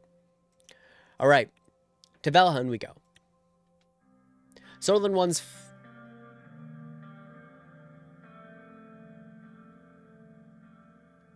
Yeah, no, the reason I decided... Well, we are still accepting the trade deal, but I was thinking about considering a military alliance for a better trade deal, which would be more beneficial to us. But frankly, the only reason I'm not going for it is because A, I don't have the military power to back up a military alliance, frankly, and B, I don't want to piss off the larger powers. So, that's why I just went with the trade deal instead of going for a better trade deal on my hand in exchange for military support and recognition of the island. Basically a political bargaining chip, but I decided not to go that far. I decided not to go that far because if I went that far and had to finally step up for it, I'd probably get fucked. So, yeah, just a trade deal for now. It's not that I didn't trust them, it's just a case of I don't think I can hold up my end if something were to break out, and frankly, I don't want to piss off a larger power who might have the power to screw me over.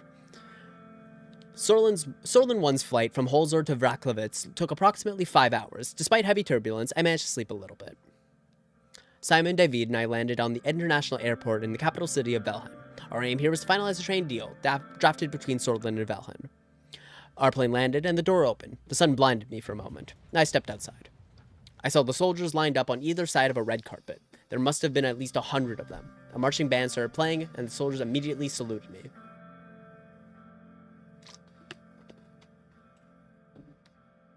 Salute to the soldiers. At the bottom of the stairs, Victor Smolak was waiting for me next to a military jeep with a few soldiers by his side. There were a few reporters on the edge of the crowd, waiting with their cameras. He was a tall man, almost as tall as me. He was wearing large sunglasses and a regular suit, contrasting with the military attire of everyone else in the field. Oh yeah, betrayal is very much a thing. You have to basically watch out on all sides from all players. Generally speaking, you can trust other countries more than your own people, just because, you know, other countries, if they lose their international reputation for being, you know, backstabbing and traitorous, then other countries won't do anything with them. Or won't deal with them because they can't trust them. But generally speaking, I'm more worried about betrayal in my own crowd within my country than I am from outside powers. That's my general framework. I don't know. This game goes very in-depth. Honestly, anything can happen here. Mr. President, welcome to Vraklovitz. He immediately motioned for an embrace. We hugged, and many cameras went off at the same time. He turned around for a couple of additional poses.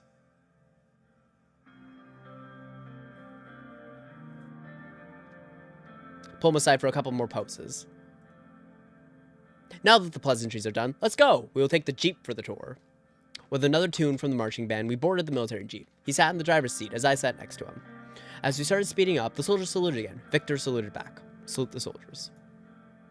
Both of our security details started following us immediately, along with a team of reporters. We will first go to the city center to see the unveiling of a statue.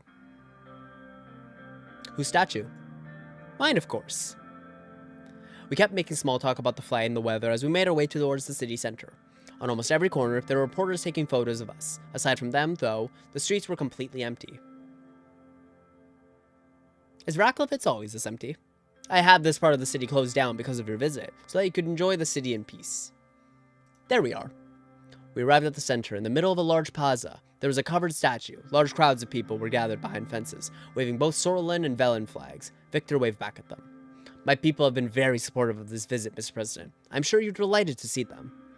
A man came closer to the fences and started yelling at Victor. With my limited knowledge of the Veshik language, I understood the words Victor and murderer. Almost instantaneously, 2 soldiers came up from behind the man and he was taken away. Thankfully, the sun is out. Today will be a good day for the reveal. I'm not saying option 1. I know what's going to happen to the man. Just very good.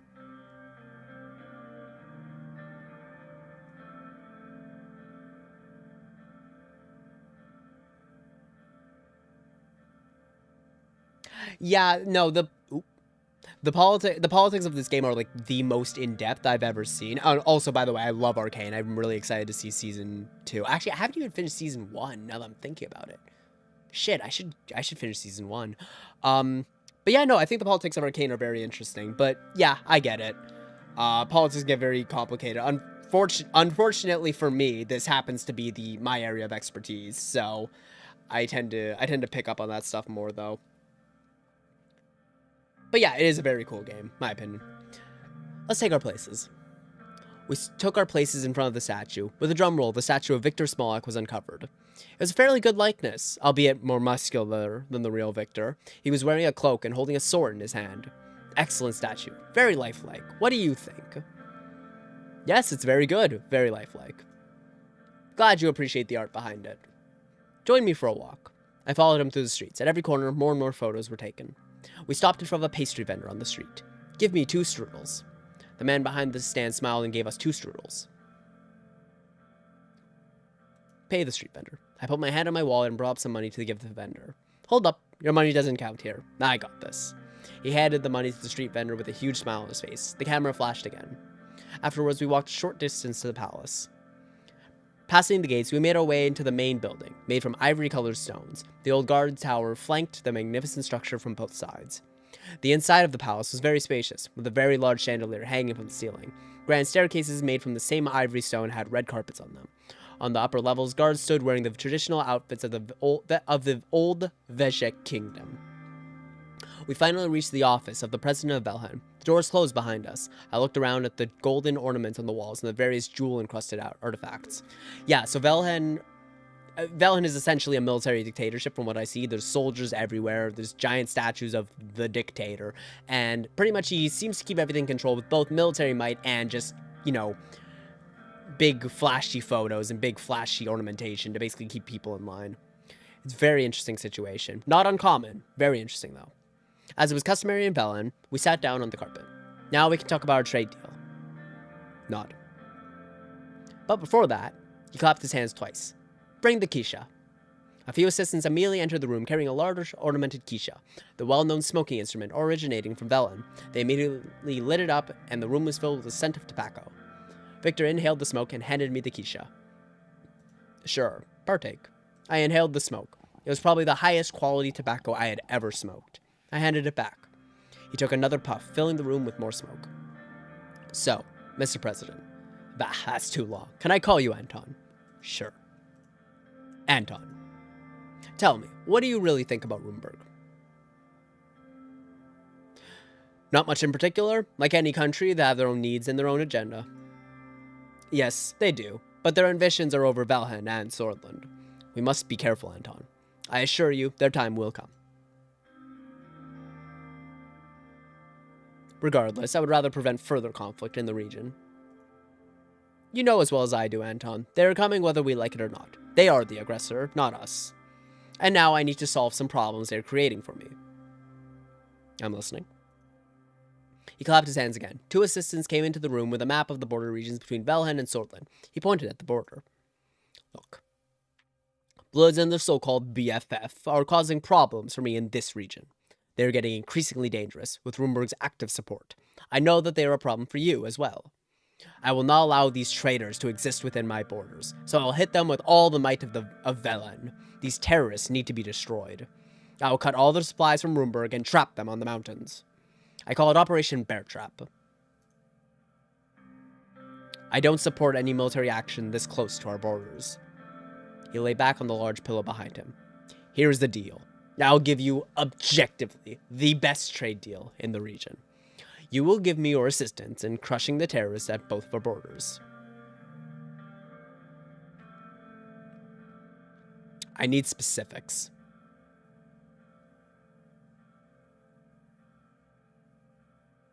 So I'm curious, what's the end goal of this game?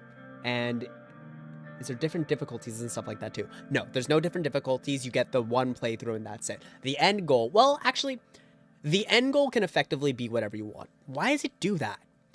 The end goal can effectively be whatever you want. If you're trying to go for a more democratic path, your end goal would be to democratize the country and, you know, bring prosperity. If you want to go for a dictatorship run, you can basically just control the nation under your fist. The options are frankly endless. There's a communist path, there's a democratic path, there's a capitalist path, dictator path, fascist path, anything you want to do. Your end goal can be whatever you want. My particular end goal for this playthrough is to try and develop the country as much as I possibly can while maintaining the democratic structure of the nation.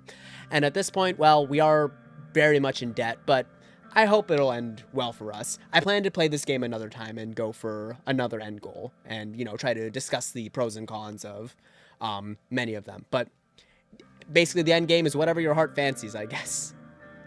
I need specifics. Sure.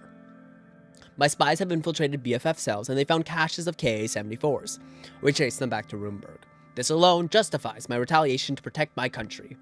Worst of all, we also found these similar shipments are going to Sordland. Runeberg is trying to unite the BFF forces in both of our countries. However, the main problem is the border security between our nations. BFF militants have been using the mountains between Sordland and Velen to escape justice in both of our countries. If we don't act and trap them in those mountains, they will keep replenishing their forces in both of our countries and keep waging war against our citizens. Yes, Anton, you see, this is not just Valhen's problem. Let's take a step back and talk about what you will get in return. I propose you a no-tariff agreement, co-investment projects, and oil. In return, you will assist me in destroying the armed militants in my country. You know that as long as they use the mountains in Velen as a base, Sordland and Lesbia will equally suffer. This is in the interest of the whole region.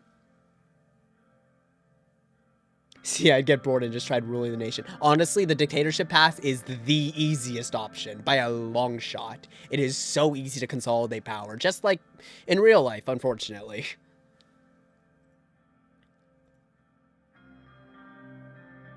There might be international ramifications. To hell with international ramifications. I'll protect my country. I don't care what they say. What I want from you in return for all the money and the resources is only a joint operation between our armies against the BFF. I took a moment to think about it.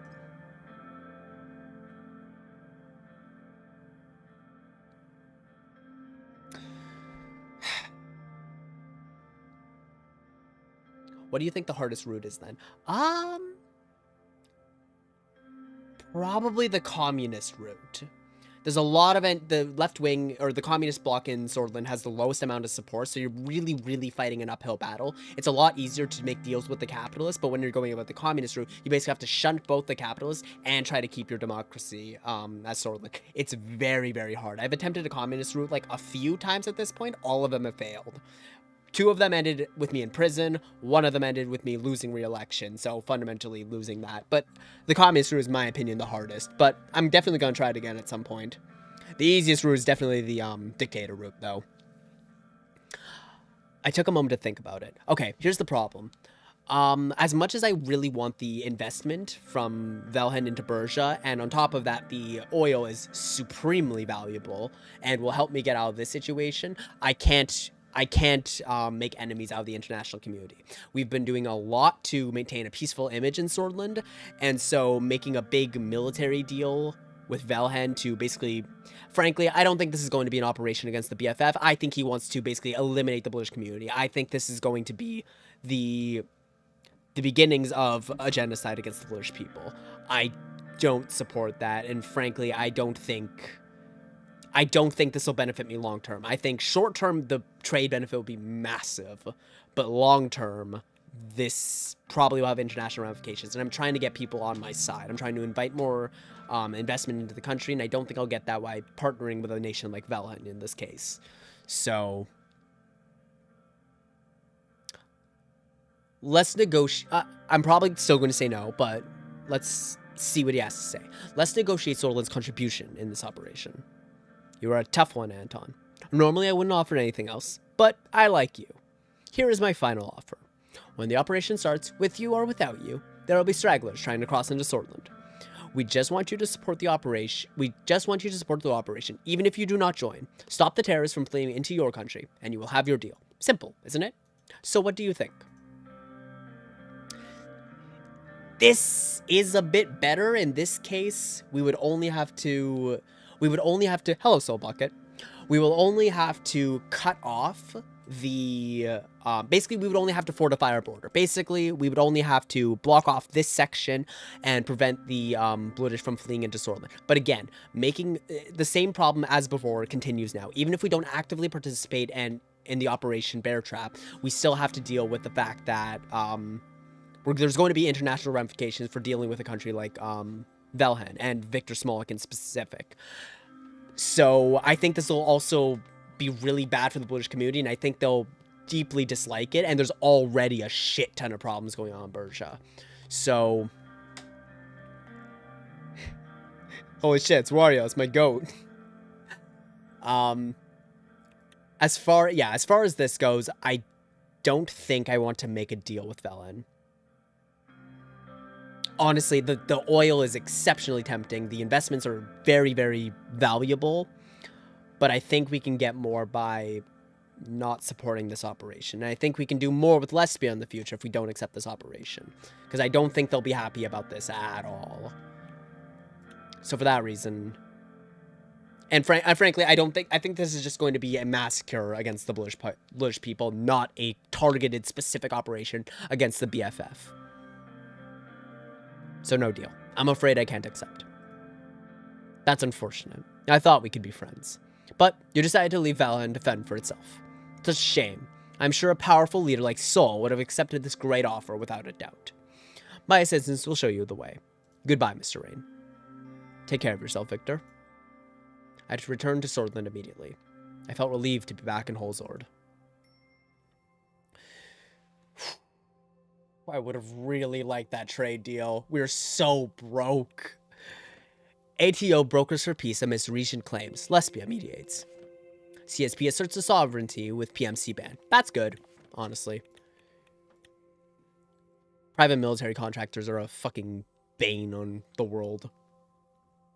Ah, speech of the president on the reforms. I think we might be nearing the end of term 5. Let me take another drink of water. This is my last drink of water.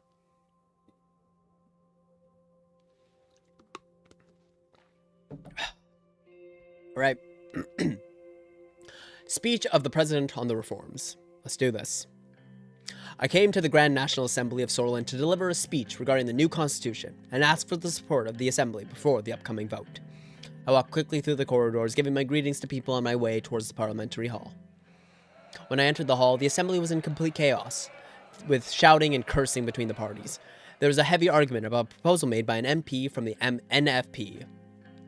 I took my seat inside the special area reserved for the ministers. Gloria was shouting from her seat at the center of the hall as she hit her gavel 3 times, with each strike heavier than the first. Order! Order! I saw Casero Kibner standing up from his seat and shouting towards the members of the PFJP. So do you have a certain amount of time in the game to get everything done? No, it's set on a set structure. Basically, I think it's turns 1 to 9, and they're set into 3 chapters. So you're not on any time limit. You can just kind of go at your own pace. Since you were talking about terms and stuff, is that a factor you have to worry about? So, in terms of the Constitution, yes, term limits do impact who supports you, but as far as the game goes, you have 1 term, and that's the playthrough. There's sadly no second term to the game, which would have been really cool, but a lot of extra effort on the developer's part. But no, term limits really only affect the constitutional proposal. I saw Casero Kibner rising from his seat and shouting towards the members of the PFJP. Mr. Kibner, calm yourself. Show respect to the procedures of this assembly. Despite her efforts, the argument continued for a couple minutes before everyone took back to their seats and finally went quiet. Mr. Kibner, next time when I tell you to do so, either take your seat or leave the hall, so we can proceed with the procedure of this assembly and continue our duties. Some MPs from the NFP side shouted back at her in protest. Honorable ladies and gentlemen, if you allow me to continue. She pointed at me. We have the president here with us today. He is asked to give an important announcement. The assembly fell silent. You have the floor, Mr. President. I walked to the stand as loud clapping started in the USP side. Honorable members of the assembly. Honorable members of the Grand National Assembly of Sordland. I am here today to raise important questions regarding our outdated constitution. Our elected assembly has always been overshadowed by the executive and the designated judiciary branches in Sordland. The Grand National Assembly must be able to exercise its job properly and without obstruction. However, our current constitution fails to guarantee this. I continued.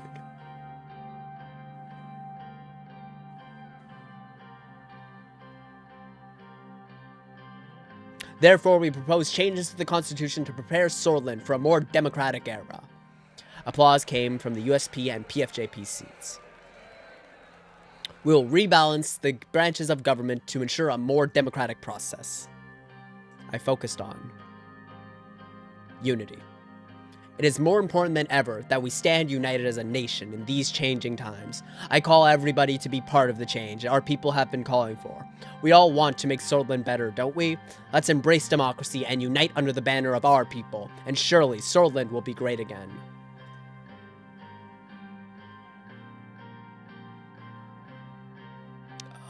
Let's embrace the future. Loud noises came from the USP and NFP seats. Interesting. Okay. Yeah, that sounds familiar. Yeah, a lot of things have sounded real familiar in this playthrough. I took a breath and continued.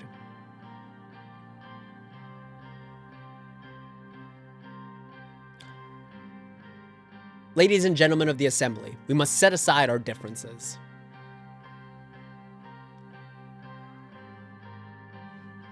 Be a part of a new era for Sordland. Join us and vote for our proposal.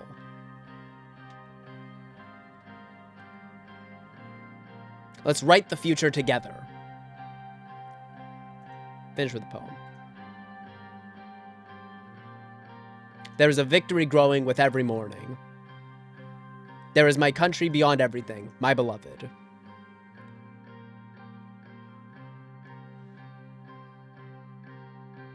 There is a spring that blossoms out of the graves of our fallen.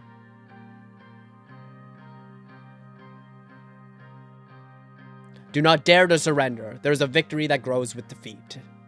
Beyond the next morning, there is a victory waiting to be won. The assembly roared with all kinds of different reactions. The whole United Sordland party stood up and started applauding. Great. Good. Okay. Thank you for the speech, Mr. President. As I walked back to my seat, as many MPs asked to speak. Prince Richter was among them. Yes, Mr. Richter? Thank you, Mrs. Speaker. Good luck on your early morning, Caleb. So good seeing you. Take care. Take care of yourself. Good luck tomorrow. Thank you for being here. I always appreciate it. I would like to thank Mr. President for his speech. We, the People's Freedom and Justice Party, stand in agreement with the need for a more democratic constitution. I would like to thank the ladies and gentlemen of the United Sordland Party for their more open attitude compared to past years. As long as Mr. President's words prove not to just be words, we will be behind this as much needed improvement for change. We welcome this attempt. I ask Mr. President to share the final contents of this proposal as soon as possible. Thank you, Mrs. Speaker. Suddenly, Casero Kibner started yelling from his seat. The President must have lost his mind to cooperate with the likes of you, Mr. Richter. You and the PFJP are nothing but puppets of Western interests. Order! Madam Speaker, I know you're in agreement with me as well. Don't stand idly there while this administration is making deals with snakes that undermine the integrity of Order, Mr. Kibner. How many times do I need to say? You are speaking out of I demand to speak. I hate this guy so much, but he's so well written. Very well, Mr. Kibner. Go ahead. Mr. President, the nationalist movement does not agree with your priorities, nor the way you're trying to implement them. The National Front Party will not stand with you on your new constitution. Let it be known that the NFP's concerns are not included in the so-called democratic reforms. Thus, Mr. President has no right to claim them as such. We will stand our ground against any attempt to bring down our established political culture and national values. Thank you. Casero went back to his seat, but the chaos in the assembly continued. Asked to speak. Yes, Mr. President. Mr. Richter. We'd like to have cooperation between our parties. Thank you for your support. We are looking forward to work with the PFJP. Gloria looked at me to see if I'd finished my response. Thank you, Mrs. Speaker. I'm ignoring Casero Kibner because he's a raving fascist, and I frankly don't need to respond to him. I got up from my seat and started my walk towards the exit. Oh, by the way, if he was addressing real concerns, I would address him and I would talk to him, but like frankly, he's just screeching. You saw it himself. You saw it yourself. He is just screeching about nationalistic values and cultural values, and frankly, he doesn't want democracy, and if you can't even get me that standard, then I'm not going to acknowledge you. Unless I have to, but I don't here. MPs kept shouting and responding to each other, creating a loud mess where nothing was legible. Order, order. This topic has finished. We are moving on to the next topic. I slowly left the hall. The shouting could be heard from every corner of the Grand National Assembly. Lucian Galad has reported so far they've been able to get in total 142 signatures behind the proposal. Efforts are underway to increase the support and reach out to the necessary members to reach 150. Rain, our elected assembly has always been overshadowed. Let's see what these guys think. The Grand National Assembly, da-da-da. Oh, he's just quoting me. About the new constitution, President Rain talked about the main points. Looked over again with the PFJP. Okay. Walker warns Vaxlandian Navy over Helheland disputes. Wait. Walker of, oh, the ATO is getting involved. Shit, maybe I should have. Maybe I should have backed them.